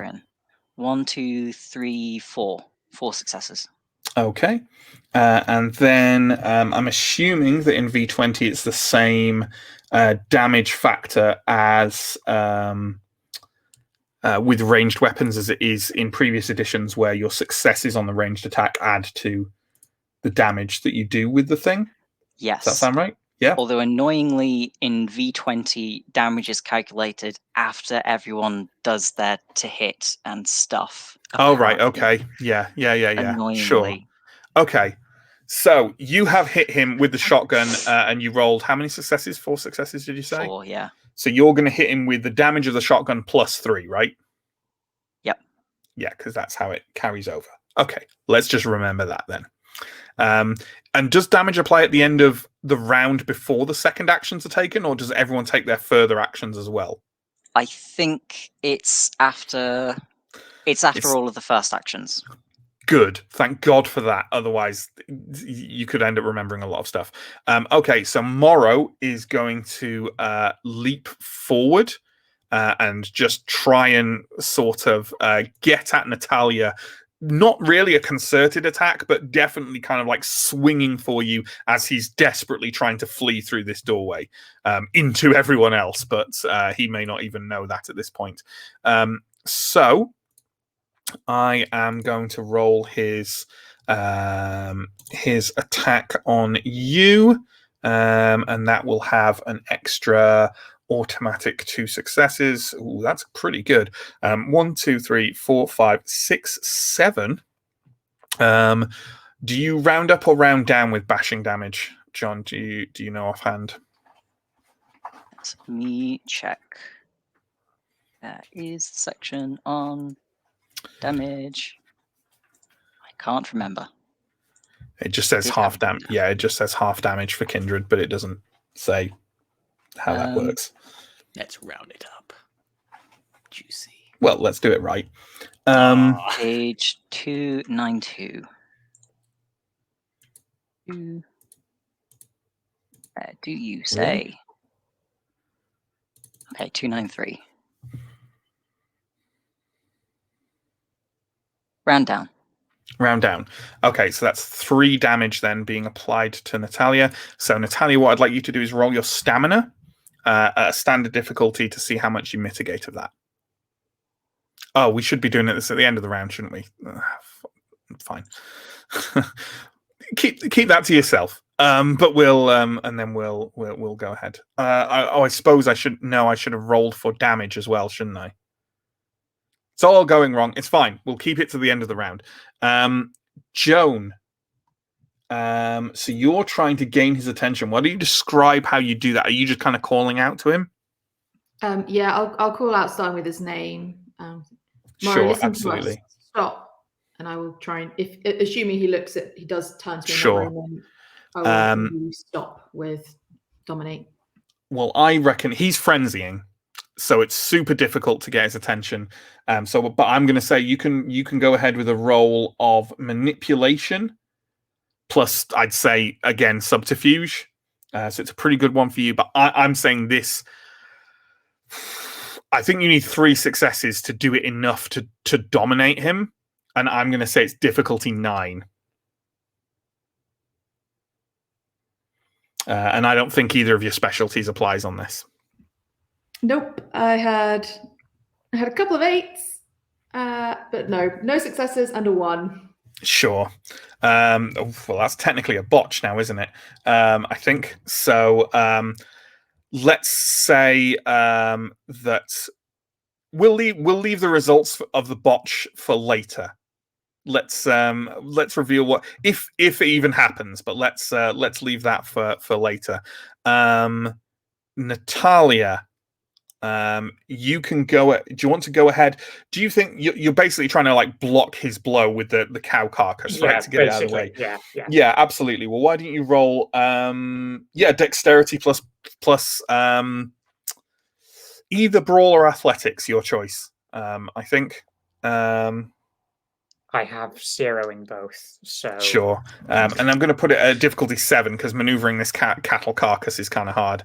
Okay, I can add my celerity to this, can't I? Because I haven't activated. Yeah. You absolutely can. Yeah.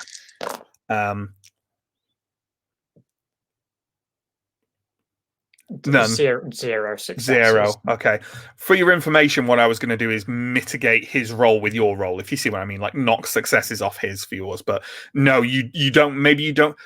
It's up to you. Do you think you don't get to it in time, or do you think it's just so hard to swing off that it just doesn't? I think I do get to it. I just am surprised by how heavy a cow is, because I'll probably get pretty heavy stuff. Fen. Yep. So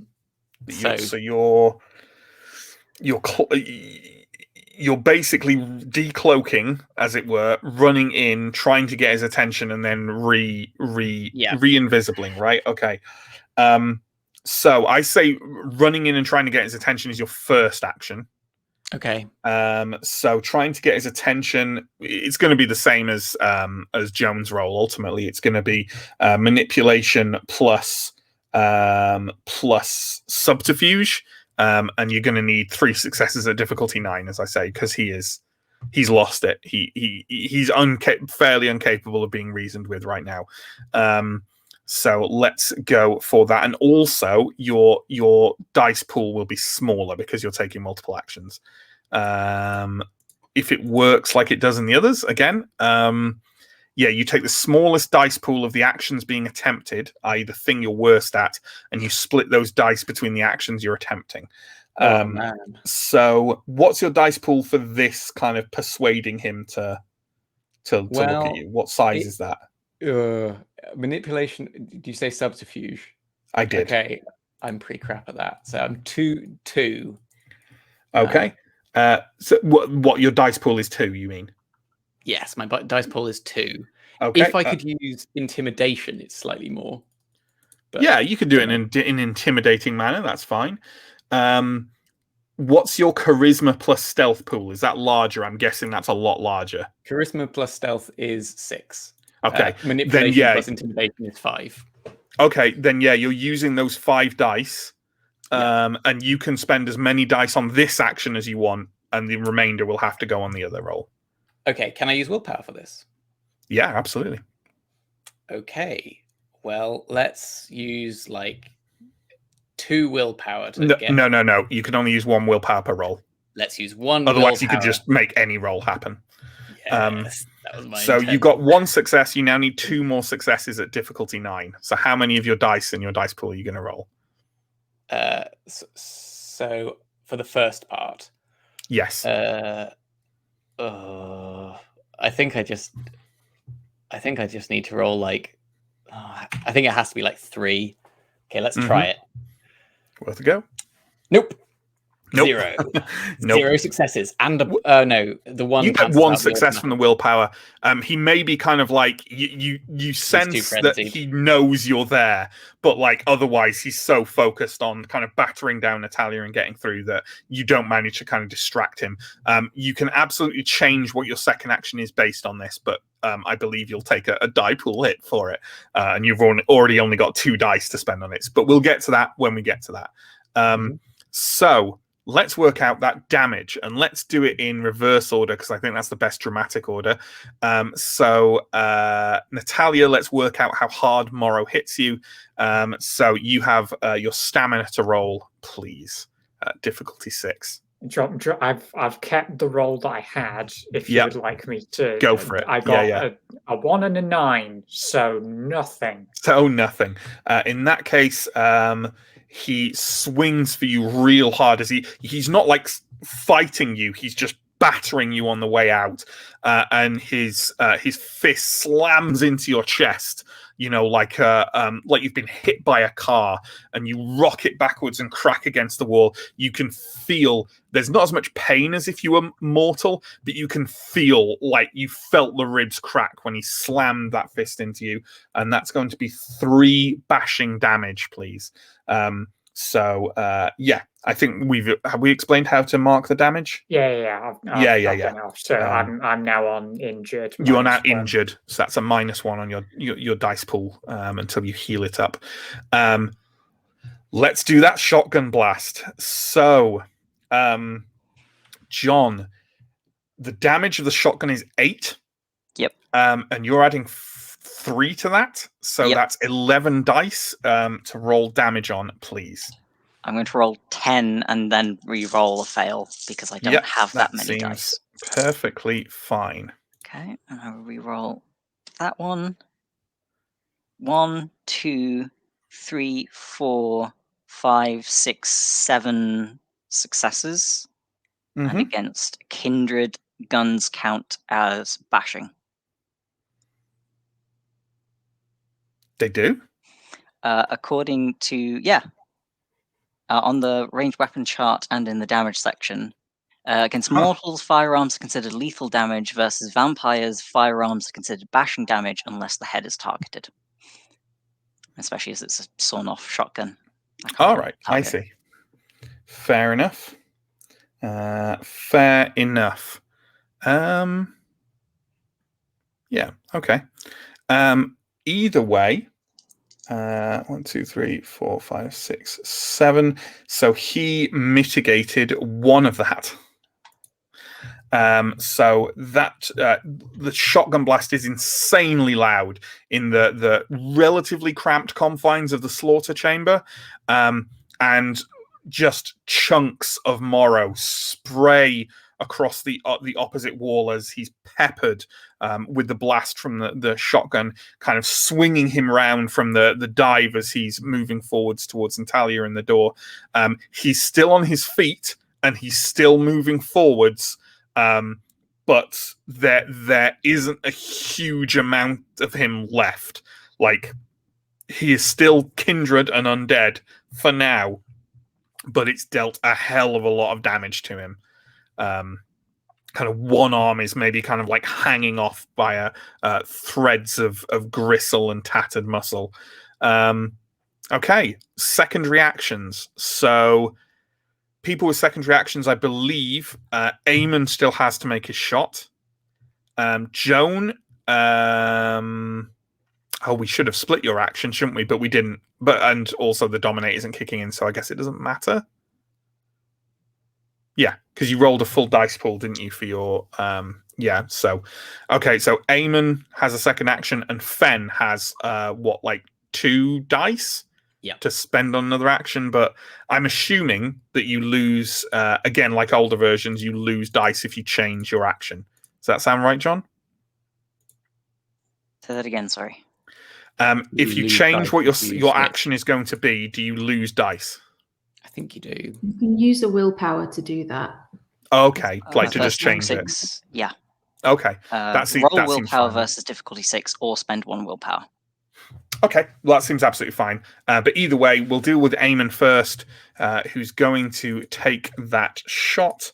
And it's going to be so the first one I'm going to roll. I will just happily roll those. Okay, so that's 4 successes. And do we remember? Was it 239 the gun chart? 289. So that's that. So that's 5 plus those. And let's go with that. Oh boy. I don't think you can't soak aggravated damage unless you have fortitude, right? Correct. Okay. So Fen, what are you going to do as your kind of final action?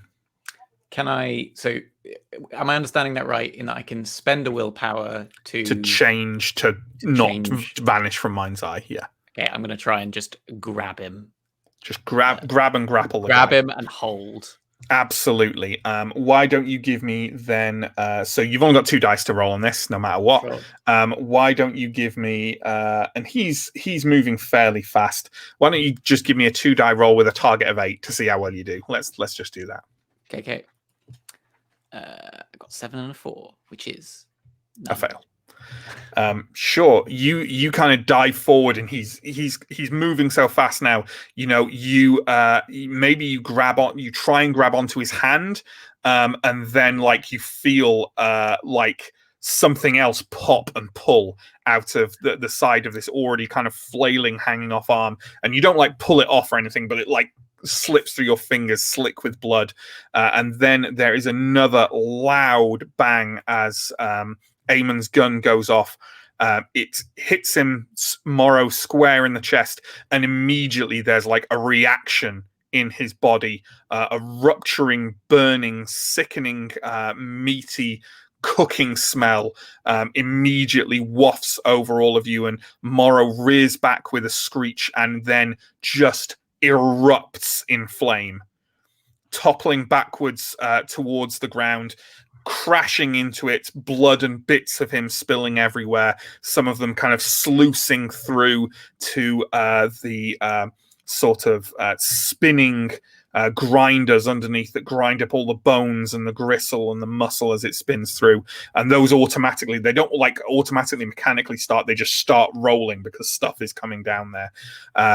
Morrow expires quite quickly as a mass of burning undead meat. And I think we can safely come out of combat there. Oof. And that's what happens if you hit a vampire with some phosphor rounds, folks.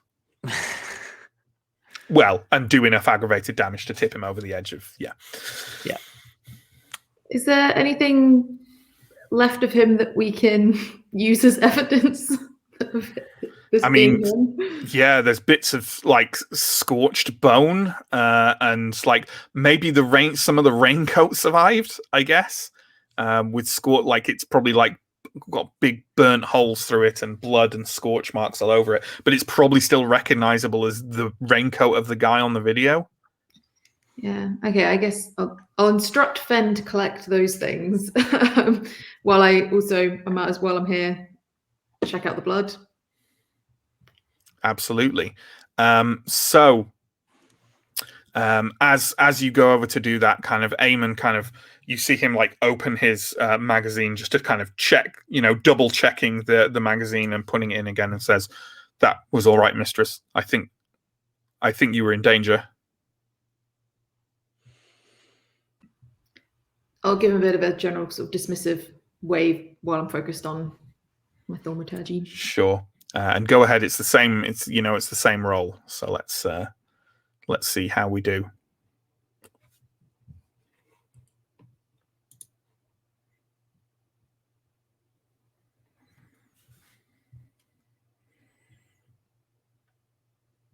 So willpower, difficulty 4 for everyone out there.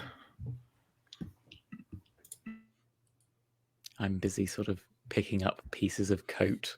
Sure, yeah. Colin, Natalia, how about you? I'm busy picking up pieces of me. Sure, just kind of clambering up to your feet, yeah. 6 successes. Yeah. So, unsurprisingly, Morrow was a vampire. He fed on awful vitae very recently, and then on actual humans earlier in the night. You know that already, I suppose.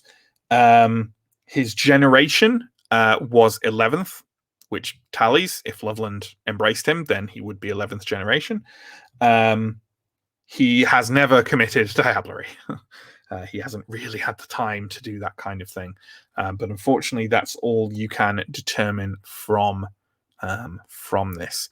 I would like, unless anyone has any interactions they want to do or things they want to do here before they leave, I would like, because this is kind of the end of our story, I suppose, I would like to cap the story arc with a little kind of narrated scene for you guys of you. You're going back to Elysium to report what you've done, I guess, right? Because Ludlow's there. Would that be the general idea? Would everyone head back with the coterie to do that, do you think? I think so. The only thing that Natalia would probably do is just, as the group is getting in the car, she would just say, right, none of us heard what had happened to him, and Loveland didn't tell us what was going on. We don't know anything. We just killed him. Yes? Agreed. That's what happened. Why would you say anything else? Wait. And then we do our own questioning later. Right? That's not what happened. And on that himbo moment, as the Cadillac speeds away, so barely half an hour later, you're standing in Elysium in the art museum, obviously guarded by ghouls. Many of the kindred who were there before are still there, including the members of the Primogen, including Loveland. The Primogen standing together all in a row. Loveland dressed in brand new looking clothing, looking slightly worse for wear and shooting the occasional fearful glance towards Ludlow, stood to one side, raising a toast for everyone. Glasses have been handed out with vitae. Ludlow steps forwards. Tonight, our fair Queen City has seen its share of woes. As you all know, I take this personally. The city of Cincinnati and myself are one. I have been here since she was founded, and I do not intend to leave unless she passes into blissful memory. And there has been peril of such magnitude that even I, who far prefer the plowshare to the sword, have had to step up and take my share of responsibility alongside the fine kindred of our diligent Primogen. He kind of passes a hand to one side, and the Primogen kind of all kind of looking at him and nodding solemnly, except for Loveland, who's just staring at the ground and quaking slightly. We have together ensured that both the city and our society are safe. I won't lie to you that everything has occurred according to our design, but the unfortunate events, a fire, an explosion, a breach of our traditions, are now under control, and there is absolutely no cause for alarm. Our Camarilla takes care of its own, and tonight responsible kindred, he gestures towards you, have taken decisive action. Action deserving of recognition. Always remember, our city can reward the virtuous and wreak havoc upon those who threaten her. To the actions of our noble compatriots, and to Cincinnati, the city of fountains. So ends our first story arc. Wow. Delightful. I am glad that we were not immediately thrown under the bus right at the end. Like I was just like, we might well just be executed. So there we go, folks. That's the end of our Vampire the Masquerade story arc. If you don't know how this is working, next week we'll pick up a new story arc within the system of Werewolf the Apocalypse. It will be set in Cincinnati on the same day. Some of the events may cross over, some of them may not, and that will be followed then with Mage and Wraith and Changeling, and that's the whole thing of Cincinnati Chronicles, this anthology series we're doing. So they're going to be different characters. We've got a little shifting player pool. So John is sitting out Werewolf, but will be replaced by Chris, who the Telling Tales faithful will know and love from Symbaroum. And then there's others like, I think Inga is sitting out Mage, Holly is sitting out Wraith, and Pierre is sitting out Changeling. Yes. So that's what we're doing. Yeah, that's interesting. Yeah, John can't see some of the comments from before the reload. So we might need some copy and pasting of comments into. Can other people access and flag up comments? Tell you what, then, you guys. Holly is nodding, so Holly can take charge of it. So there we go. Before that happens, though, a wee bit of promo before we crack on. Check out the links below. Twitch and YouTube, we're on both of those. You're watching on one, check out the other. Check out our social media, our Discord, our Patreon, if those are things you're interested in. We run 3 weekly series, all starting at 8 o'clock GMT in the evening. Mondays is Shadows of Esterin. Wednesdays is Symbaroum. Thursdays is obviously this, Cincinnati Chronicles. We also run a one-shot on the first weekend of every month. The next one and the final one for this year is a sequel. It is a sequel that takes the form of the Alien tabletop role-playing game from Free League. That will be on Sunday the 5th of December. Please join us for A Place of Burning 2. That would be wonderful. So with that in mind, and I'll feel some because every time we end an arc, I'm going to answer basically any question the players have or that you have, truthfully, because while they do cross over, like they're also quite distinct and separate. Unless I feel it would spoiler further things, in which case I'll say no. But if it doesn't, I am more than happy to answer questions about anything. So there we go. Does Holly actually? Sorry, Holly. Do you actually have access to actually flag the comments up, or is that that's a thing? Okay, that's fine. I'll just read them out then. That's fine. So the comments that we got one from Steve. So today I finally understand the title to that REM song, Star 69. Hey, now I do too. I did not clock with that, but that's one of my favorite REM songs. Well, it's a good REM song. I can't even allow the hyperbole when it's a very good REM song. Wendy Elias, hello. I'll keep phosphorus rounds in mind if vampires ever take over. Yes, absolutely. Oh, John's got access to that one. That one was after 20 past 9. After 20 past 9, so it's fine. Yeah, absolutely. Yeah, I'm not entirely sure they work exactly that way in Vampire 20, but it felt like an appropriate moment for that stuff to wheel out. We've got another one from Rendelius. Thanks, everyone. This was fun. Fun. It felt like I got to know the cast and they became old acquaintances very quickly. I'm glad that comes across because obviously hopping between characters and systems as we will be doing. I'm hoping that this is a great little player group, and I'm really hoping those characters continue to come across, as I'm sure they will. Another one from Rendelius. And thanks to Matt, thank you, for setting an excellent, if somewhat grisly scene throughout. Hey, that's the World of Darkness for you. Happy to do that. But hopefully we'll get different takes on it as the different systems go through. They can feel very different, but hopefully I portrayed that kind of cutthroat world of the Kindred to an adequate degree. We've got one from 42. Good to see you. If he cares so much about the city, why doesn't the Prince help the Bengals win a game? Hey, maybe in the World of Darkness the Bengals are good. All the bad things are true in the World of Darkness. So maybe the Bengals, maybe they've made it to the Super Bowl again. Yeah, absolutely. Have we got any in there? While other people might have time to post some stuff. Players, have you got any questions for me, or do you want to deliver any out of character revelations you've had that you don't think your character would have said, or maybe even realized, but things I'm assuming we've clocked who he was. I'm guessing it was Lincoln. Maybe. Oh no, it's Ludlow, isn't it? Apparently not. I've got no idea. No. I thought I thought the most likely was the current prince, but that was like a guess. Morrow was indeed Ludlow's ghoul. Yes, right. Who was the he thought was after him? I was assuming that as well. Yeah.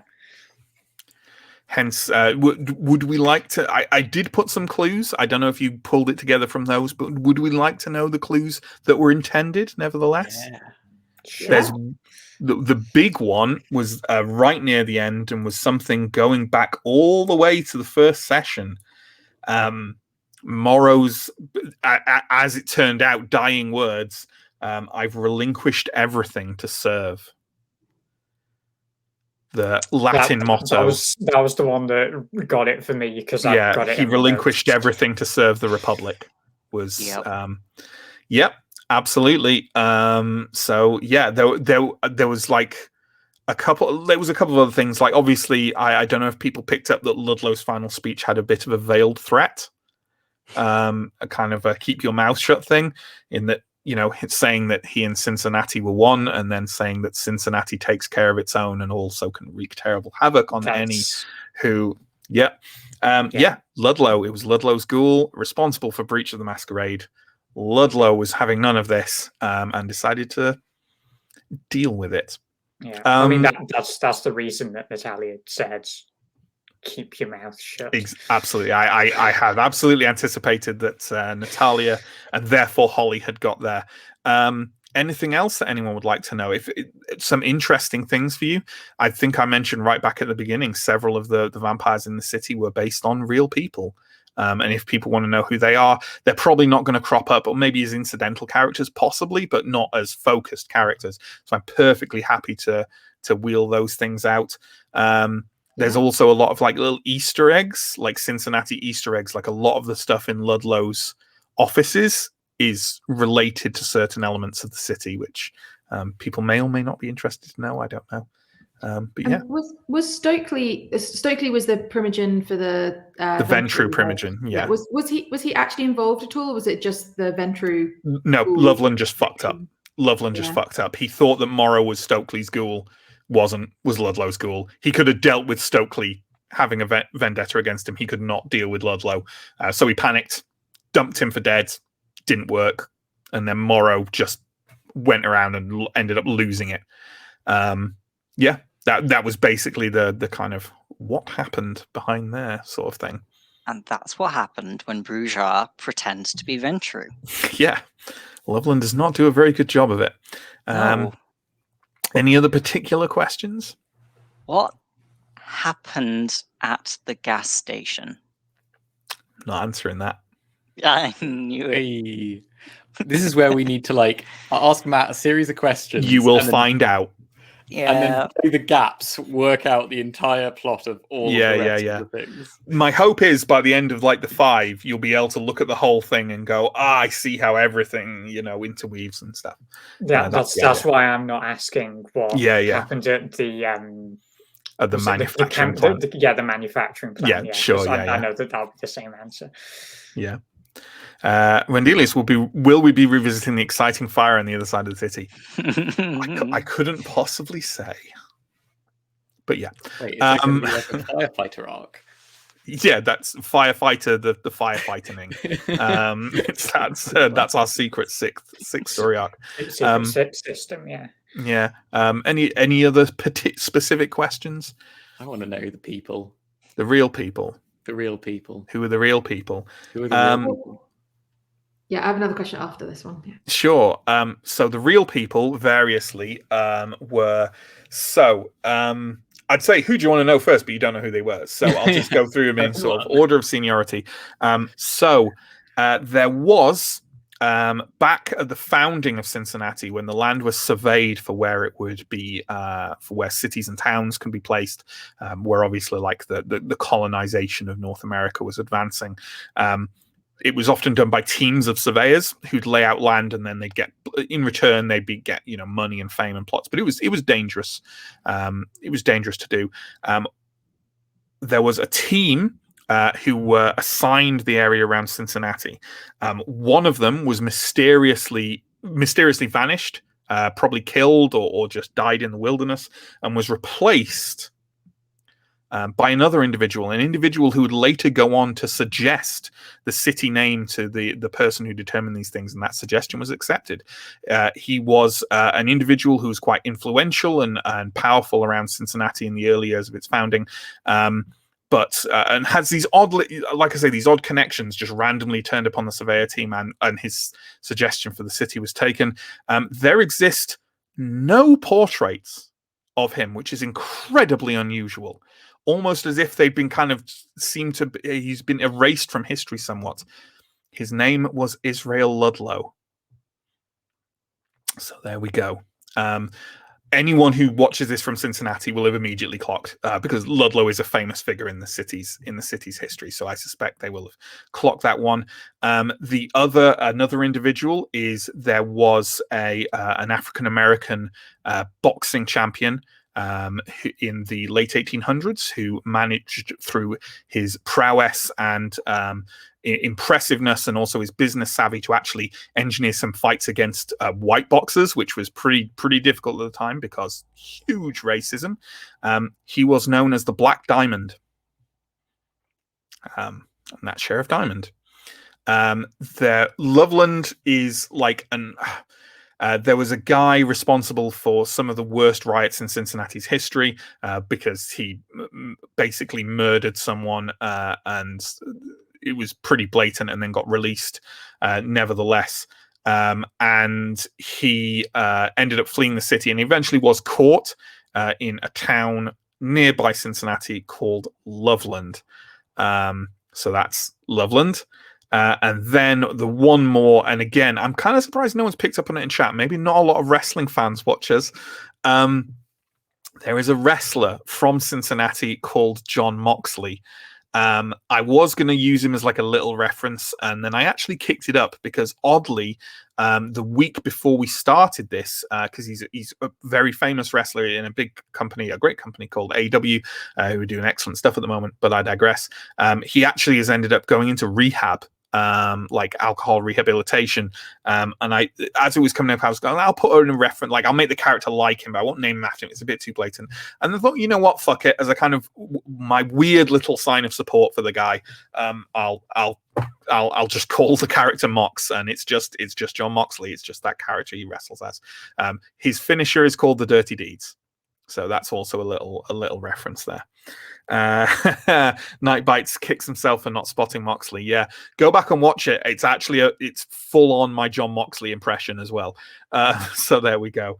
Yeah, those are the actual people. Oh no, it's not. Shit. There was a chief. I don't know what you'd call them, like a head of astronomy for the like that observatory through a good chunk of the late 18th, I think, or like 1920 to 1950 or something.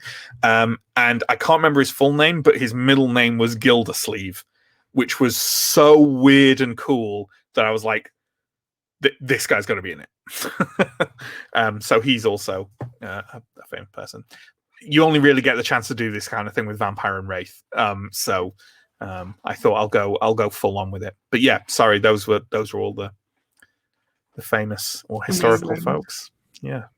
Inga, you had a question, sorry. Yeah, the stuff from the detective that was all wrong, was that deliberate misinformation? Mm-hmm. It was to drive you to kill him because she was working for Diamond's working for Ludlow. Yeah, basically, as soon as Diamond saw the tape, he knew who it was. He knew it was Morrow. He knew him. So immediately they just fed you the information they wanted to drive you towards the action of just killing him without finding out. And ideally without finding out. Side of town and stuff as well, like telling us to stay away from where he actually was. So we.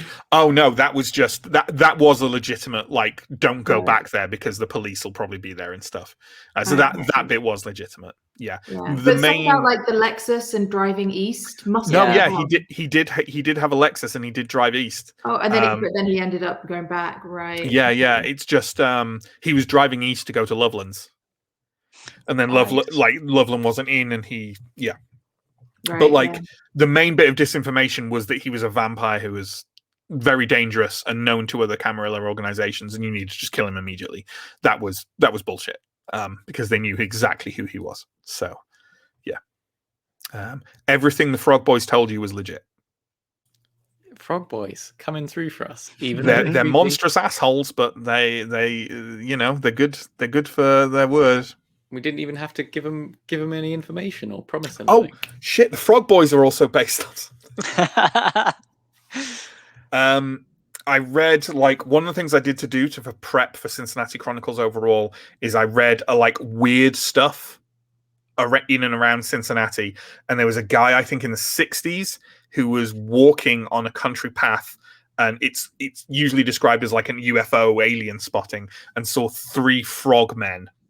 Like, not as in scuba divers, as in frog men, like, alien frog men, sort of like, he's one of those weird old alien spotting things that's like, that just sounds weird. And they were probably just super drunk. But yeah, saw 3 frog men, like, doing like weird things in a nearby field. And I just read it and thought, cool. Yep. Let's make them Nosferatu. Yeah. Yeah. God, all my NPCs were just based on. I have no imagination.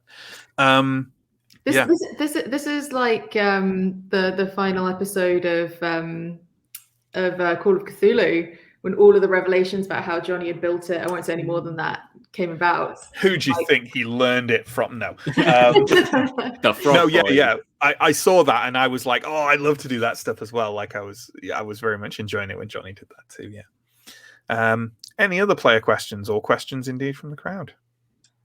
I don't have a question, but I do have a thing that I would like to point out. Juggler at the Rant. Anyone who is up on the vampire lore will know he is a character from Chicago by Night, because he's the leader of the Onyx in Chicago. He's a little thing thrown in for the Vampire the Masquerade faithful. Absolutely. And Was also that just Lily's was that just a Cole backstory kind of thing? Yeah, that's just going cool on? little Easter egg. I like to throw little random things in as well, because I feel if a story remains, especially a short story, if it remains really tightly focused on like the one thing, it doesn't feel, especially a situation like in a kindred society in Cincinnati. If you go around the kindred of Cincinnati on one night, they're not all going to be talking about and related to like the thing you're doing. You know, it needs to feel living and breathing, and like, or not breathing, I suppose. And that's that's why I threw something like Juggler in. I just thought it's a nice character moment for Cole, and whatever. Yeah. Did Mox know that Morrow was the former ghoul of Ludlow? Yeah, he didn't know, didn't care. Mox is a very blunt tool. He again, you get what you see with Mox. And no, he didn't care, didn't know. Doesn't matter to him. Guy couldn't give him anything. Beat the crap out of him. Leader with more ambition. Poor, Yeah. what he could have done with Joan that. could have been especially because if he did have him, he'd have something against Ludlow. Yeah. He missed it. Oh boy, yeah. Missed it. Maybe shouldn't point that out to him next time I see him. Probably not. Chat from Wendelius about, did any of our characters have hidden agendas? Ooh, yeah. I know I did. So Ooh. Natalia is actually a masquerade breaker. It's just not many people know about it. A couple of friends from her previous life have figured out what's going on, and she is trying to keep it as on the down low as possible, which is why she was as awkward as possible with Sheriff Diamond. Did not want to be involved with this at all. Oh man, that's great. Nice. Good stuff. I did not have any hidden agenda apart from maybe being secretly jealous of Natalia's talents and recognition, and trying to get some of that reflected glory. Yeah, I don't know how plausible that is. It doesn't surprise me that Fen did not have a hidden agenda. He barely has an inner life. He has agendas. Yeah. So, yeah. Anything from anyone else? I'm curious. Did Joan have a hidden agenda as the Tremere? I mean, broadly, learn what you can about the Annex, but I don't think it was super hidden. Like, she's obviously nowhere near actual Anak, in her own leanings, and didn't make too much effort to hide the fact that she doesn't approve of that kind of thing, or at least the rant and all that kind of stuff.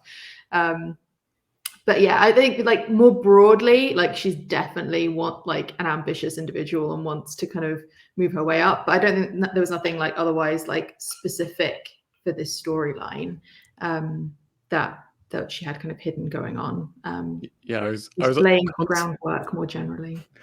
I was constantly under the impression that Joan wanted to take over the world. She definitely does, yeah. So as far as Cole was concerned, he had the not at all hidden agenda of slightly wanting to further some form of social revolution that will favor the lower classes, be they anarchs or the lower classes. But for this story, at least, he settled for maybe laying some groundwork to see if he could sway Joan towards sympathy, which I don't think worked at all. Oh no! No. Oh well. Not easy to do, I don't think. I don't know how quickly everyone wants to pop off. Do people want to look at some pictures of those kind of characters who were historical, or it's fine to say no? I'm just indulging myself at this point. That's yeah, fine. Totally look at those. Okay, well let's. Shall we start with the if I can find Gildersleeve here. Sorry, I'll just share my application window over here. Here we go. So that's the Cincinnati Observatory there, where the chantry is, or like below it. But then, sorry. Well, there's also the matter of the stars aligning in various ways. Oh yeah, I Yeah. wonder what that was about. I'm sure it was- So Jermaine Porter, that was his name. What a name, right? Jermaine G. Porter, with the G standing for Gildersleeve. And there he is. It's so disappointing that they wouldn't write his full name, Jermaine Yeah. Gildersleeve Porter. There we go.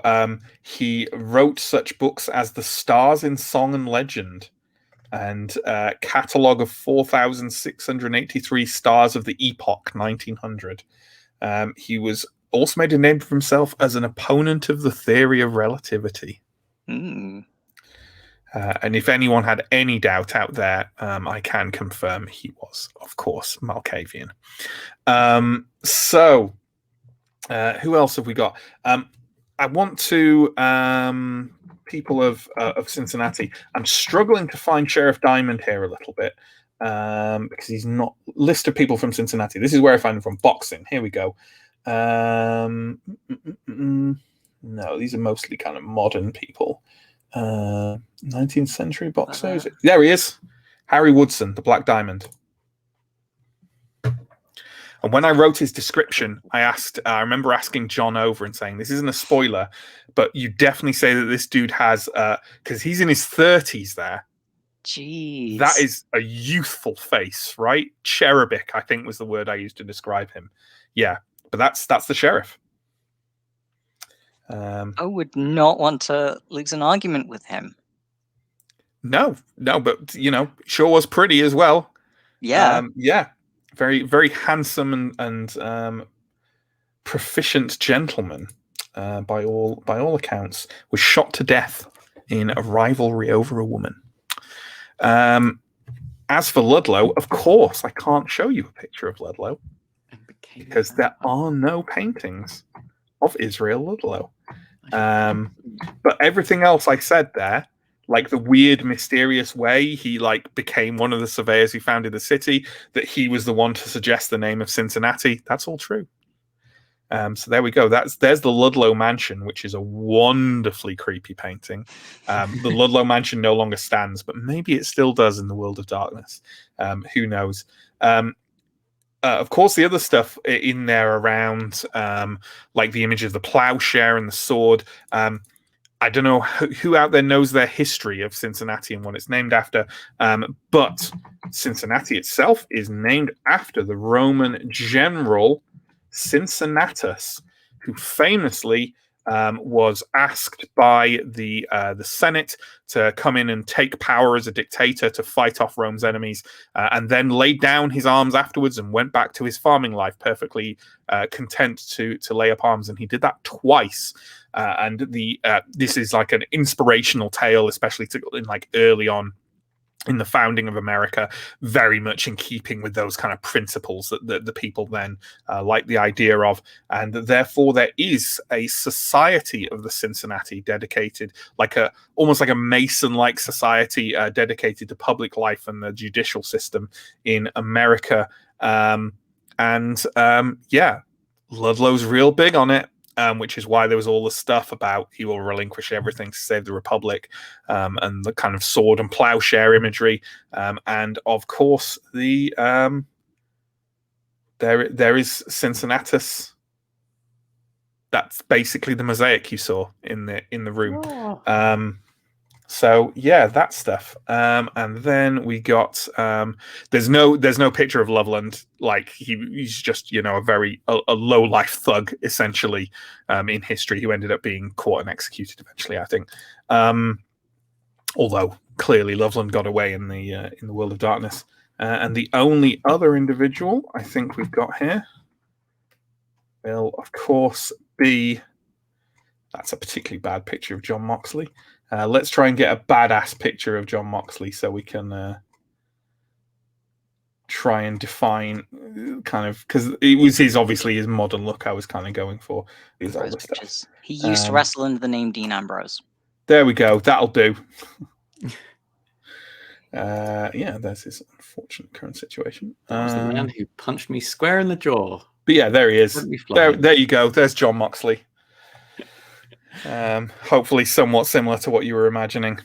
So, I know Dean Ambrose. I didn't know it was the same guy. he is the same guy. yeah. Yeah. He was Dean Ambrose in WWE, but he's left them, so he's gone back to his indie wrestling name, which is John Moxley. Yeah.